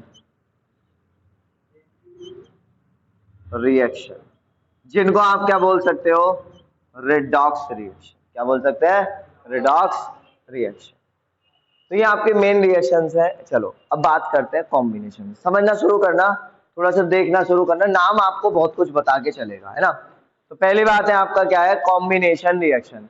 तो कॉम्बिनेशन रिएक्शन वो रिएक्शंस हैं जिनके अंदर दो या दो से ज्यादा चीजें मिलके क्या बनाए, आपका सिंगल प्रोडक्ट बना ले या प्रोडक्ट बना ले। ऐसी रिएक्शंस को क्या कहते हैं आप, कॉम्बिनेशन रिएक्शंस। नेक्स्ट आपका डिस्प्लेसमेंट रिएक्शन। डिस्प्लेसमेंट रिएक्शंस वो रिएक्शंस हैं, जैसे मान लीजिए मेरे पास ए बी कोई कंपाउंड है, यहाँ पे सी आए, सी यहां से बी को हटा दे और ए सी बनाए और बी को अलग हटा दिया, तो ऐसी रिएक्शंस जो एक की जगह ऑक्यूपाई करके चले, तो ऐसी रिएक्शंस को क्या बोलते हैं आप? Displacement reaction. अब बी कहां जाए कोई मतलब नहीं है, कैसे हो क्या हो कोई मतलब। नेक्स्ट, डिस्प्लेसमेंट के बाद आया आपका कौन सा? Double displacement reaction. तो ऐसी रिएक्शंस जिनके अंदर एक्सचेंज ऑफ आयंस आपको देखने के लिए मिले, यानी कि ये वाला इधर और ये वाला इधर, तो ये बना ए सी प्लस बी, और बी लिख दिया यहाँ पे डी, ए सी प्लस डी बी। तो ये जो रिएक्शन हुई है आपकी रिएक्शन कैसी है? ये double displacement reaction. Decomposition reaction उल्टी रिएक्शन होती है किसकी? कॉम्बिनेशन रिएक्शन की। यानी कि यहाँ पे कोई एक चीज बनी हुई है, उसको उसके एलिमेंटल फॉर्म में या अलग अलग फॉर्म में क्या काम किया जाएगा? तोड़ दिया जाएगा। ऐसी रिएक्शंस को क्या कहते हैं हम? Decomposition reaction. रिडॉक्स रिएक्शन या फिर मैं बोलूं ऑक्सीडेशन रिएक्शन। तो ऑक्सीडेशन का मतलब आपका यहाँ पे सीधा सीधा होगा क्या? Addition of oxygen, removal of hydrogen and electron. किसी में से भी हाइड्रोजन और इलेक्ट्रॉन का रिमूवल हो तो आप क्या कहोगे? ऑक्सीडेशन हो गया। किसी में से भी ऑक्सीजन का एडिशन हो तो उसको क्या बोलेंगे आप? ऑक्सीडेशन। नेक्स्ट है आपका रिडक्शन। रिडक्शन क्या होगा? Opposite of oxidation. जहां एडिशन है वहां रिमूवल आ जाएगा, जहां रिमूवल है वहां एडिशन आ जाएगा। इतना सा ये है आपका। तो यही 4-5 हमें रिएक्शंस पढ़नी है। अब इसी के अंदर क्या आएगा? कॉम्बिनेशन रिएक्शन के अंदर हम पढ़ेंगे कंबशन रिएक्शन। वैसे अलग है बट हम इसी में पढ़ेंगे, ठीक है। नेक्स्ट आपका आया डिकम्पोजिशन रिएक्शन। इसके 3 टाइप होते हैं। कैसे? फोटोलाइसिस, इलेक्ट्रोलाइसिस और थर्मोलाइसिस। ये 3 टाइप होते हैं। आप 3 इसके हमें ये पढ़, ठीक है। तो ये एक तरीके से इंट्रोडक्शन हो गया। अब बाकी हम एग्जाम्पल से चीजों को समझना शुरू करेंगे, ठीक है। तो फटाफट से इसको कॉपी कर लीजिए। तो एग्जाम्पल के साथ समझते हैं एक एक चीजों को, ठीक है। तो पहला आपका क्या आया? Combination reaction. तो कॉम्बिनेशन रिएक्शन क्या होगा? अभी देखा हमने क्या होता है कि जब 2 या 2 से ज्यादा चीजें एक साथ मिलके एक या एक से ज्यादा प्रोडक्ट बना दें, ऐसे रिएक्शंस को क्या बोलते हैं आप? Combination reaction. जैसे एक एग्जांपल आपने अभी थोड़ी देर पहले देखा होगा, H2 प्लस O2, देखा ना, गिव्स H2O। ठीक, ये आपको रिएक्शन अब बैलेंस फॉर्म में लिखनी है और स्टेट मेंशन करते हुए लिखनी है सारी। क्यों? क्योंकि अब मुझे क्या काम करना आता है? रिएक्शन को लिखना आता है। तो मैं इसको बैलेंस करूंगा तो बैलेंस करने पे क्या आएगा? यहाँ पे लगाऊंगा 2 और यहाँ पे क्या लगा दूंगा? 2। सही है, रिएक्शन मेरी बैलेंस हो गई, ठीक है। ऑक्सीजन देखो जरा, इधर कितने हो गए? हाइड्रोजन 4, इधर कितने हो गए? 4। ऑक्सीजन 2, इधर कितने हो गए? 2। ठीक, नेक्स्ट आपकी एक और रिएक्शन आपके लिए, C plus O2 gives CO2। ये भी गैस है, ये गैस है और ये क्या है आपका? सॉलिड। ठीक है, ये कार्बन कोयला ले सकते हैं आप इसमें। नेक्स्ट आपका एक और एग्जांपल आपके लिए, देख रहे हैं सभी लोग, ये आपका N2 plus H2 gives NH3। ये गैस और ये भी गैस, ठीक है। तो ये चीजें आपकी हो गई किसके लिए? नेक्स्ट आगे की बात करते हैं, आगे समझना जरा। तो इस रिएक्शन को बैलेंस करो, ये तो ऑलरेडी बैलेंस है। ये वाले रिएक्शन को बैलेंस करने के लिए मुझे इधर 3 चिपकाना पड़ेगा, इधर 2 चिपकाना पड़ेगा, मेरी रिएक्शन बैलेंस है, ठीक है। तो ये सारे एग्जाम्पल आपके किसके हैं? कॉम्बिनेशन रिएक्शन के हैं, ठीक है ना। अब ऐसी रिएक्शन जिनमें हीट प्रोड्यूस होता है, उनमें से एक एग्जांपल एनसीईआरटी में कॉम्बिनेशन रिएक्शन में ही आपको दे रखा है, कंबशन रिएक्शन। कायदे में ये अलग होना चाहिए तो अलग कर देते हैं, कोई दिक्कत नहीं है, बट आप एक साथ कर सकते हो। क्यों? क्योंकि ये भी एक कंबशन रिएक्शन है, लेकिन हम क्या काम कर रहे हैं, इसी में पढ़ रहे हैं। तो बहुत सारी कंबशन रिएक्शन सेपरेट होनी चाहिए, बहुत सारी अलग अलग। कोई इशू नहीं है, जब यहाँ पे कंफ्यूजन है तो जैसा एनसीईआरटी में है वैसा ही हम लोग करेंगे। नेक्स्ट है इसी के अंदर कंबशन रिएक्शन।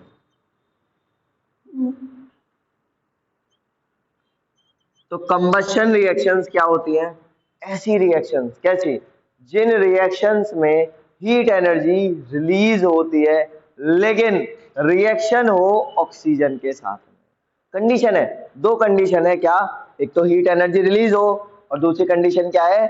ऑक्सीजन के साथ में ही रिएक्शन होगी और किसी के साथ में रिएक्शन नहीं होगी। जैसे अभी एग्जांपल आपने अभी देखो, बिल्कुल अभी मिटाने से पहले CH4 प्लस O2 गिव्स, क्या मिला आपको? CO2 प्लस H2O प्लस में हीट, एनर्जी यहाँ पे रिलीज हो रही है। आप हीट लिख सकते हो, एनर्जी लिख सकते हो। तो ऐसी रिएक्शंस को क्या कहा जाता है? आपका कंबशन रिएक्शन। इवन रेस्पिरेशन भी आपके कंबशन रिएक्शन का एग्जांपल है।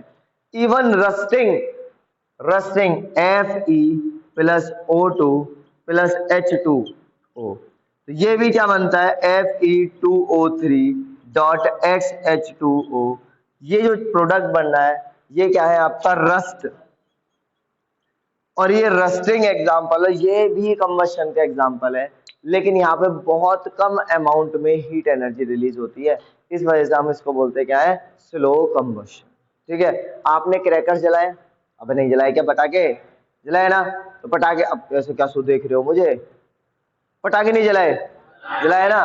और तो ऐसे क्यों घूर रहे हो यार? मैंने कुछ नई चीज बोल दी, पटाखे की जगह कुछ और तो नहीं निकल गया?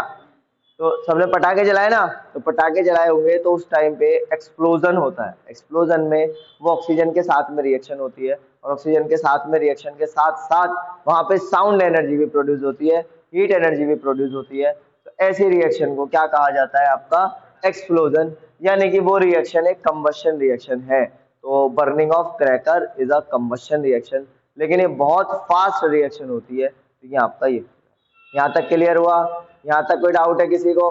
चले आगे बढ़े। अब देखो, ये सब एग्जांपल हो गए मेरे किसके? कंबशन रिएक्शन के। आगे चलते हैं, नेक्स्ट आ जाते हैं आपका कौन सा? Displacement reaction. नेक्स्ट क्या है आपका? Displacement reaction. या पहले डिकम्पोजिशन कर लें? जल्दी बताओ जल्दी बताओ। डिकम्पोजिशन कर लें तो चलते हैं पहले फिर किसकी तरफ? Decomposition reaction. तो नेक्स्ट हेडिंग आपकी क्या आएगी? Decomposition reaction.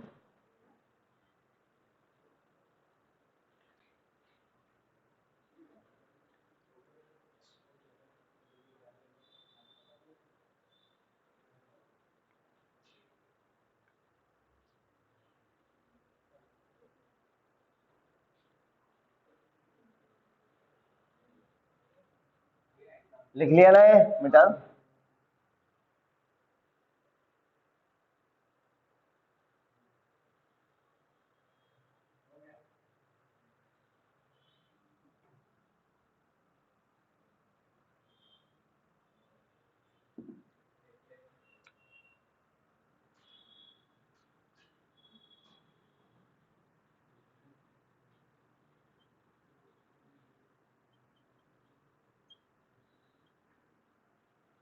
Decomposition reaction.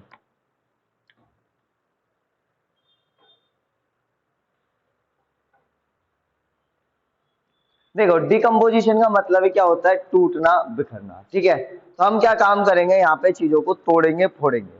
अभी छोटी सी एक रिएक्शन देखी थी, A प्लस बी। आपने क्या काम किया? A और प्लस बी में इसको तोड़ दिया। तो ऐसी रिएक्शन को क्या कहा आपने? Decomposition reaction. ठीक है, तो ये डिकम्पोजिशन रिएक्शन हो गई। अब यहाँ पे क्या किया जाता है? यहाँ पे अलग अलग तरीके से एनर्जी दी जाती है, तब जाके चीज क्या होती है? टूटती है। यहाँ पे क्या काम होता है? एनर्जी दी जाती है, और जब भी एनर्जी दी जाएगी तो वो चीज क्या होगी? आपकी ब्रेक होगी, टूटेगी। तो चलते हैं जरा समझते हैं। पहला है आपका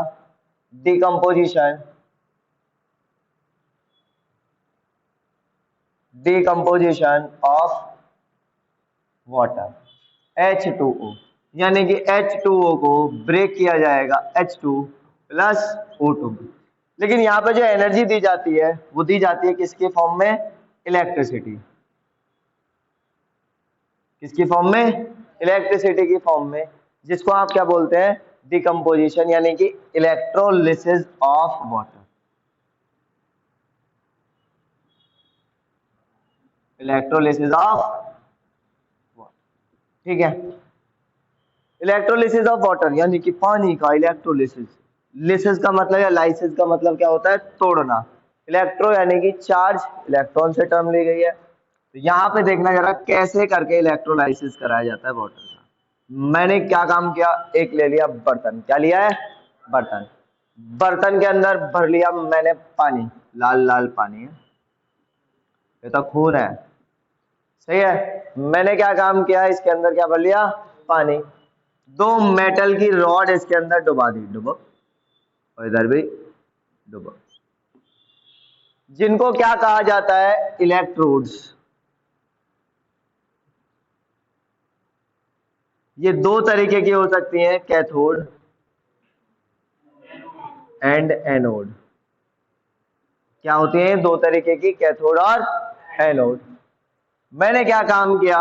इनको कनेक्ट किया एक वायर से, और वायर में पीछे चल के क्या लगा दी? एक बैटरी लगा दी, ठीक। ये मैंने बैटरी का कॉम्बिनेशन यहाँ पे, सेल्स का कॉम्बिनेशन यहाँ पे दिखा। एक चटकने की भी जरूरत है, तो ये चिपकाई हमने क्या? एक चटकनी, सही है। फिर इसके बाद हमने क्या काम किया? चटकनी को ऑन किया, और ऑन करने के साथ ही यहाँ पे करंट बहने लगा, और करंट बह गया ऐसे, सही है। तो जैसे ही करंट बहा तो यहाँ पे क्या होगा? ये पॉजिटिव से कनेक्ट है तो ये पॉजिटिव की तरह एक्ट करेगा, ये वाला नेगेटिव से कनेक्ट है तो ये नेगेटिव की तरह एक्ट करेगा। यहाँ पे ये काम, ठीक है, ठीक, समझ आया? यहाँ तक कोई डाउट? अब पॉजिटिव वाला पॉजिटिव की तरह, नेगेटिव वाला नेगेटिव की तरह। तो इस तरीके से यहाँ पे क्या होगा? काम होगा। हमने क्या काम किया जरा देखो। तो पॉजिटिव वाले को हमने बोला क्या? एनोड, और नेगेटिव वाले को हमने क्या बोला? कैथोड। ये दो तरीके की इलेक्ट्रोड्स है, एक कैथोड हो गई और एक एनोड हो गई। वास्तव में एनोड वो होती है जहां पे ऑक्सीडेशन होता है, ध्यान रखना। कैथोड वो होती है जहां पे रिडक्शन होता है, ठीक है ना? यहाँ तक समझ में आया? यहाँ तक क्लियर हुआ? तो देखो आपने ऐसे करके ये सारी चीजें मिलाई। अब जरा देखो, पढ़ाऊं आगे पक्का?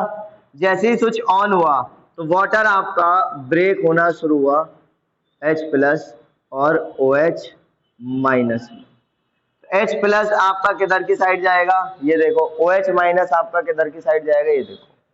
तो हम बात करते हैं पहले एट एनोड पे। किस पे बात करते हैं? एनोड पे। तो मान लीजिए कि दो H प्लस यहाँ पे आए, भाई पॉजिटिव चार्ज नेगेटिव की तरफ जाएगा और नेगेटिव चार्ज पॉजिटिव की तरफ जाएगा। दो इलेक्ट्रॉन यहाँ पे मिले, इलेक्ट्रॉन कहाँ से मिले? यहाँ से खूब इलेक्ट्रॉन नेगेटिव की तरफ जा रहे हैं बह बह के, ठीक है। ऐसा आपने पढ़ा हुआ है कि करंट का डायरेक्शन ये है, लेकिन इलेक्ट्रॉन जो जाएंगे वो इधर से इधर, नेगेटिव से पॉजिटिव की तरफ इलेक्ट्रॉन जाते हैं। दो इलेक्ट्रॉन एक्सेप्ट करने के बाद ये क्या बनाएगी? हाइड्रोजन गैस, ठीक है। नेक्स्ट आपका एट कैथोड। तो कैथोड पे क्या हो रहा होगा जरा देखते हैं। कैथोड पे O2 माइनस, दो इलेक्ट्रॉन को दो मिलेंगे, ठीक है ना। ये क्या काम कर रहे होंगे? दोनों के दोनों चार इलेक्ट्रॉन यहाँ पे रिलीज कर रहे होंगे, और क्या बना लेंगे यहाँ पे? O2 गैस क्या हो रही होगी? यहाँ से रिलीज आउट हो रही होगी, निकल रही होगी। तो ये प्रोसेस यहाँ पे हुआ है, ठीक है ना। और इसको क्या कहा गया? आपका इलेक्ट्रोलाइसिस कहा गया। क्या कहा गया? इलेक्ट्रोलाइसिस। तो ये आपका हो गया क्या? इलेक्ट्रोलाइसिस। समझ आया? यहाँ तक कोई डाउट है? पक्का क्लियर है ना सभी को? इलेक्ट्रोलाइसिस आपका ही हो गया। अब यहाँ पे एक क्वेश्चन बन सकता है कि सर हाइड्रोजन गैस कौन से इलेक्ट्रोड पे रिलीज होती है और ऑक्सीजन गैस कौन से इलेक्ट्रोड पे रिलीज होती है? यानी कि अगर मैं गैस को कलेक्ट करना चाहूँ तो मैं यहाँ पे एक बीकर या टेस्ट ट्यूब ऐसे करके लगा सकता हूँ। आपसे पूछ ले ए है तो ए में कौन सी गैस आएगी, तो कैथोड, कैथोड पे कौन सी गैस आएगी, ऑक्सीजन। सही है, यहाँ तक क्लियर। उल्टा हो गया क्या,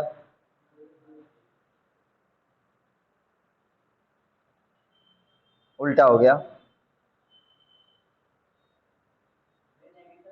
हाँ पॉजिटिव नेगेटिव, एट ये एनोड है कैथोड और यहाँ आएगा एनोड। ठीक है, क्यों, क्योंकि नेगेटिव वाला पॉजिटिव पे जाएगा और पॉजिटिव वाला नेगेटिव पे आएगा, नाम उल्टे लिख दिए। ठीक है, तो कैथोड पे कौन जाएगा आपका, कैथोड पे जाएगा माइ प्लस चार्ज वाला यानी कि हाइड्रोजन जाएगा, और एनोड पे कौन जाएगा आपका, ऑक्सीजन। ठीक है, तो ये इधर ये इधर, फिर से एक बार ही देख लेते हैं, कोई दिक्कत नहीं है, ये थोड़ा सा हो गया, नाम उल्टा लिख दिया। ठीक है, यहाँ पे नाम उल्टे लिखे। तो कैथोड, कैथोड पे कौन है, कैथोड का मतलब है ये क्या है आपकी नेगेटिवली चार्ज, और नेगेटिवली चार्ज पे कौन सा क्या चीज जाएगी, पॉजिटिव चार्ज पार्टिकल। तो पॉजिटिव चार्ज कौन है आपका H प्लस, H प्लस वहां जाएगा, 2 इलेक्ट्रॉन एक्सेप्ट करेगा, सारी चीजें वैसे ही होगी। यहाँ पे क्या हुआ, एनोड पे, एनोड पे फिर से वही चीज। ठीक, क्या चीज है आपका, पॉजिटिव चार्ज है, यानी कि कैथोड का मतलब क्या है, ये पॉजिटिवली चार्ज इलेक्ट्रोड है। तो ये क्या जाएंगे यहाँ पे नेगेटिवली चार्ज पार्टिकल जाएंगे, नहीं कि O2 माइनस जाएंगे, और 4 इलेक्ट्रॉन आपके रिलीज करने के बाद ऑक्सीजन गैस यहाँ पे रिलीज होगी। तो क्वेश्चन आएगा कि कैथोड पे कौन सी गैस रिलीज होगी, तो कैथोड पे कौन सी गैस रिलीज होगी आपकी। ठीक है, ये चलेगा, तो लिख लो, छाप लो। तो इस पे ध्यान दे लेना, ये कैथोड एनोड उल्टे हो गए थे, सही है ना, अरे ध्यान दे लोगे पापा। ठीक है, चलो तो फिर आगे चलते हैं। ठीक, नेक्स्ट आपका इसी में डिकम्पोजिशन में, ये वाला डिकम्पोजिशन किसकी मदद से कराया हमने, बताइए, इलेक्ट्रिसिटी, तो हमने बोल दिया इसको क्या, इलेक्ट्रोलिसिस। नेक्स्ट जो डिकम्पोजिशन होगा वो आपका हीट की हेल्प से कराते हैं, और इसको क्या बोलेंगे आप, थर्मोलाइसिस।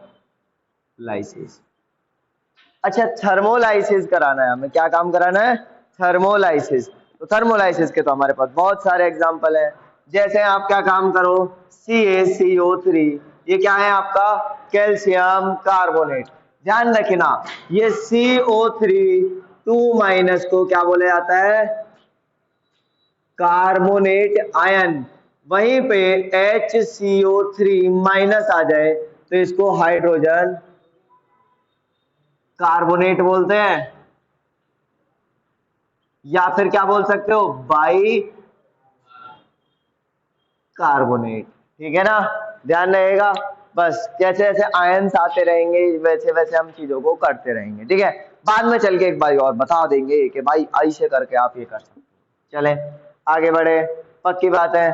तो क्या मिला मुझे, कैल्शियम कार्बोनेट, और मैंने इस कैल्शियम कार्बोनेट को गर्म कर दिया। अब गर्म करने का मतलब ये नहीं है कि मैं इसको गुस्सा दिला रहा हूँ, इरिटेट कर रहा हूँ, नॉर्मल क्या काम कर रहा हूँ, इसको हीट कर रहा हूँ। और ये ट्राइंगल का साइन लगाया ना ऊपर, इसका मतलब है क्या काम कर रहा हूँ, इसको हीट कर रहा हूँ। आप इसमें लिख भी सकते हो हीट, मैंने इसको क्या किया, हीट, और हीट करते ही ये टूट गया CaO प्लस CO2 के अंदर। तो ये हो गया क्या, इसका ब्रेक डाउन। यहाँ तक समझ में आ गया, यहाँ तक कोई डाउट। इसी तरीके से आप FeSO4 का हीट दे के ब्रेक डाउन कर सकते हैं। तो कीजिए जरा इसका ब्रेक डाउन, जैसे ही आप इसका ब्रेक डाउन करेंगे आपको मिलेगा Fe2O3, क्या मिलेगा, Fe2O3 प्लस SO2, और साथ में क्या मिलेगा आपको, SO3, SO2 और SO3, दोनों गैसेस यहाँ पे रिलीज होती है आपको, समझ में आ गया। चलो, इसका नाम है आपका फेरिक ऑक्साइड, क्या नाम है, फेरिक ऑक्साइड, और ये है आपका फेरस सल्फेट, जिसको आप आयरन सल्फेट भी बोल सकते हैं, लेकिन आयरन का जो रियल नेम है वो क्या है, फेरस। ठीक है ना, ध्यान रखना, फेरियम बोलते हैं है ना, पर आप क्या कह सकते हो, ये क्या है तुम्हारा फेरस, वहीं से शब्द निकल के आ रहा है फेरस। आयरन को हम ठीक है, चलो यहाँ तक क्लियर हुआ? यहाँ तक कोई डाउट है किसी को? चलें आगे बढ़े।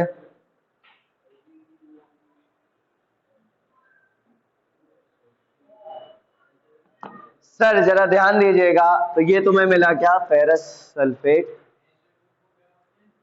SO2 आपका सल्फेट, यहाँ लिख सकते हैं आप, इसको मिटा देते हैं, यहाँ लिख SO4 2 minus sulphate ion, SO2 sulphur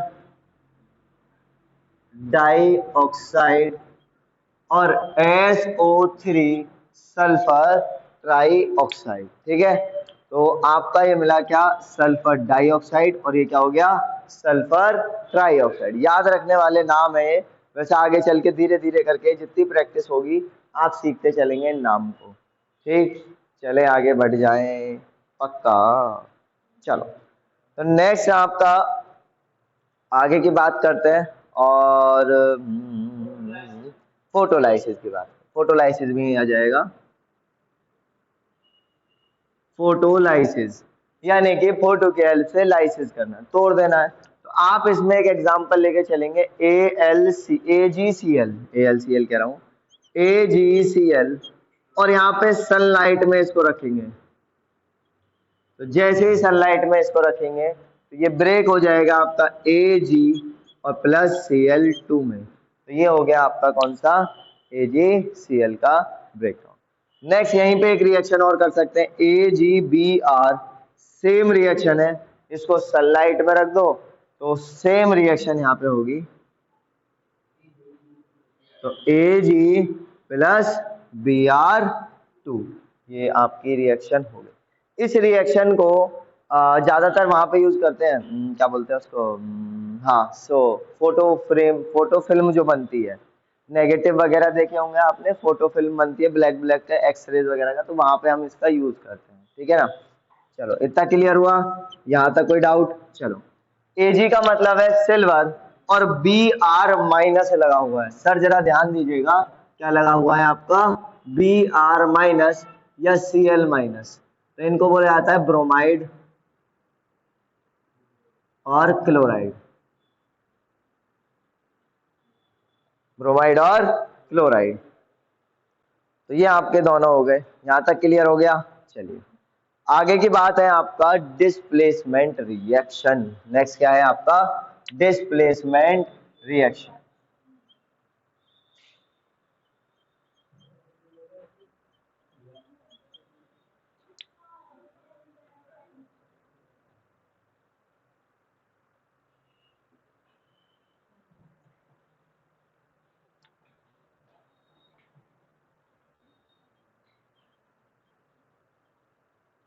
displacement reaction के अंदर क्या काम होगा? एक चीज को दूसरा हटा देगा। मेटल नॉन मेटल में भी आपने ऐसा कुछ पढ़ा होगा, नहीं पढ़ा होगा तो आगे पढ़ेंगे, ऐसी कोई टेंशन नहीं है ना।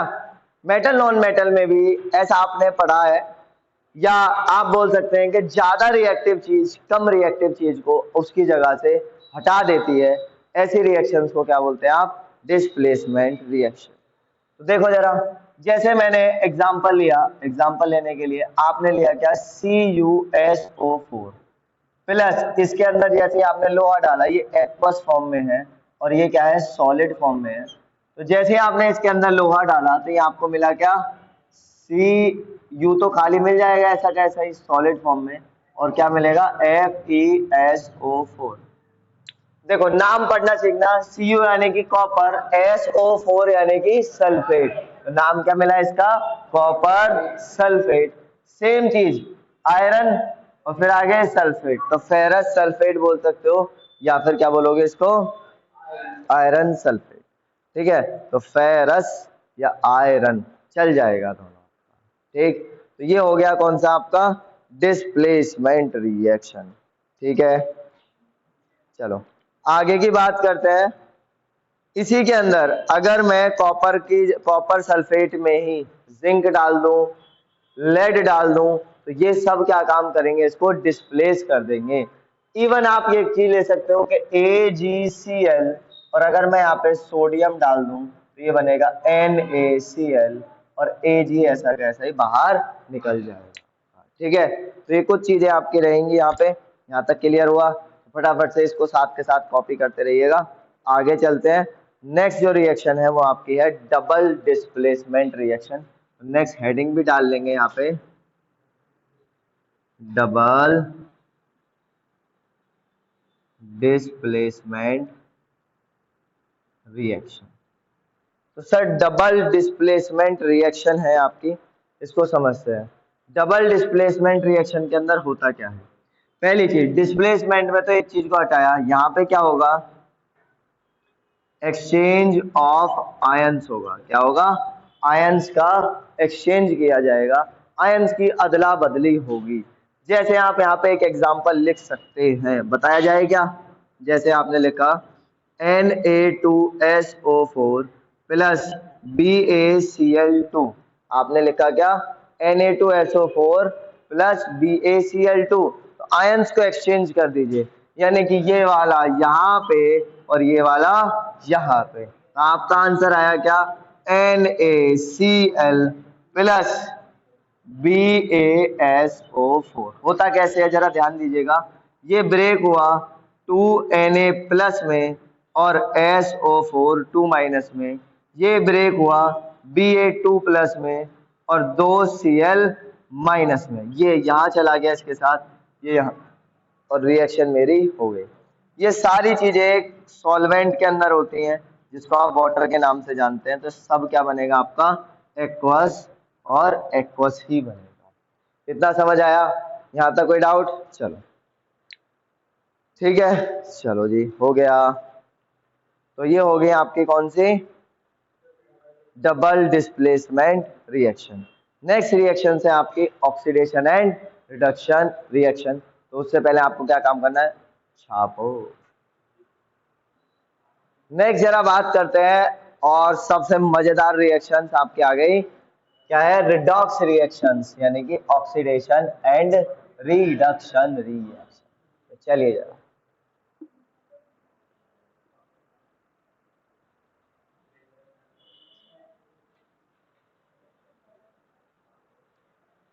ऑक्सीडेशन एंड रिडक्शन रिएक्शन की बात करें तो पहले बात करते हैं ऑक्सीडेशन की।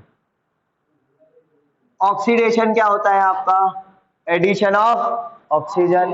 ये क्या होगा आपका? एडिशन ऑफ ऑक्सीजन और रिमूवल ऑफ हाइड्रोजन। और अभी बताया था क्या?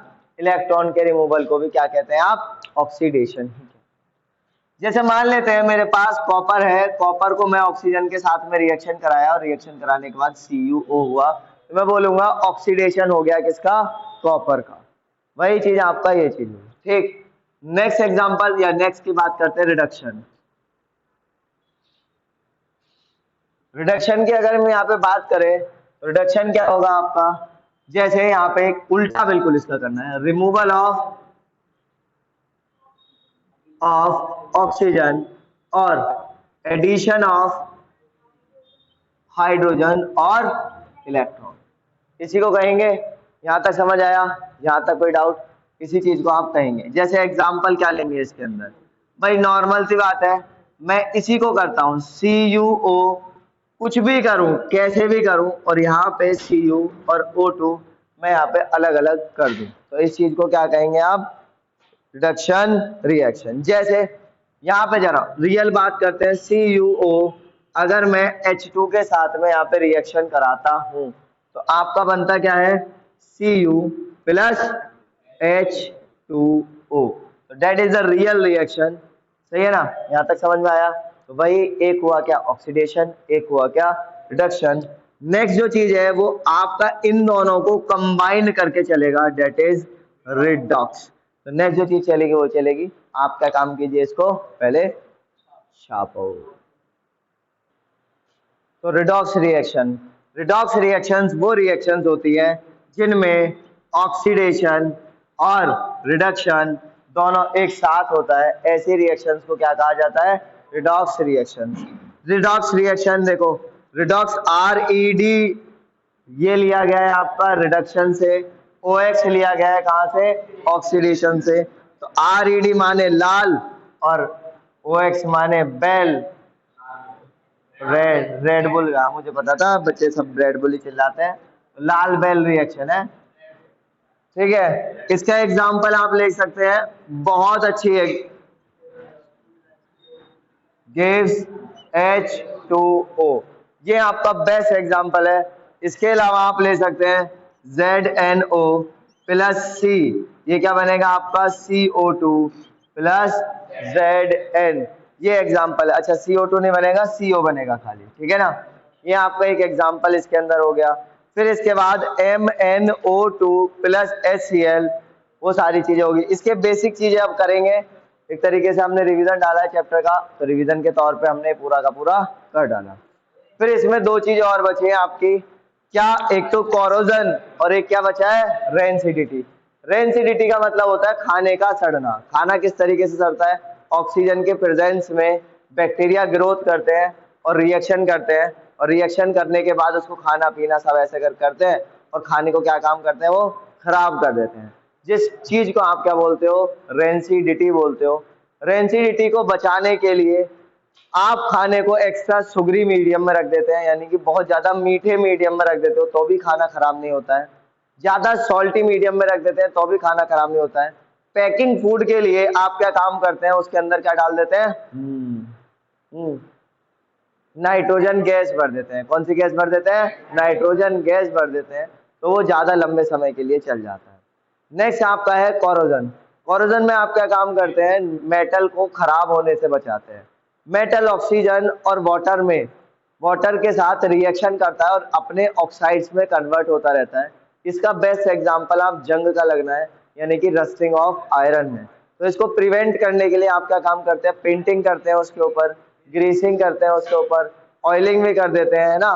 तो ऐसी चीजें आप करते हैं ताकि ऑक्सीजन लोहे तक ना पहुंच सके, जिसकी वजह से आपका एक प्रोसेस रस्टिंग का बच जाता है। इसके आगे में आप पढ़ोगे कि इलेक्ट्रोप्लेटिंग से भी यहाँ पे क्या काम किया जा सकता है, रस्टिंग को बचाया जा सकता है। तो ये चीजें हो गई आपकी। यहाँ पे चैप्टर पूरा खत्म हो गया, मस्त आराम से समझ में भी आया। अब इस चैप्टर के क्वेश्चन तो प्रैक्टिस रह गई है, वो हम नेक्स्ट टर्न पे करेंगे अच्छे से। पूरे चैप्टर के प्रैक्टिस क्वेश्चंस, आपको क्वेश्चंस मिल जाएंगे आज, है ना, और करते रहना उनको। इतने आपको क्या काम करना है, एनसीईआरटी के क्वेश्चंस करने हैं। इसमें एक इंपॉर्टेंट क्वेश्चन है जो कि आपके रिएक्शंस के बिहाफ पे है।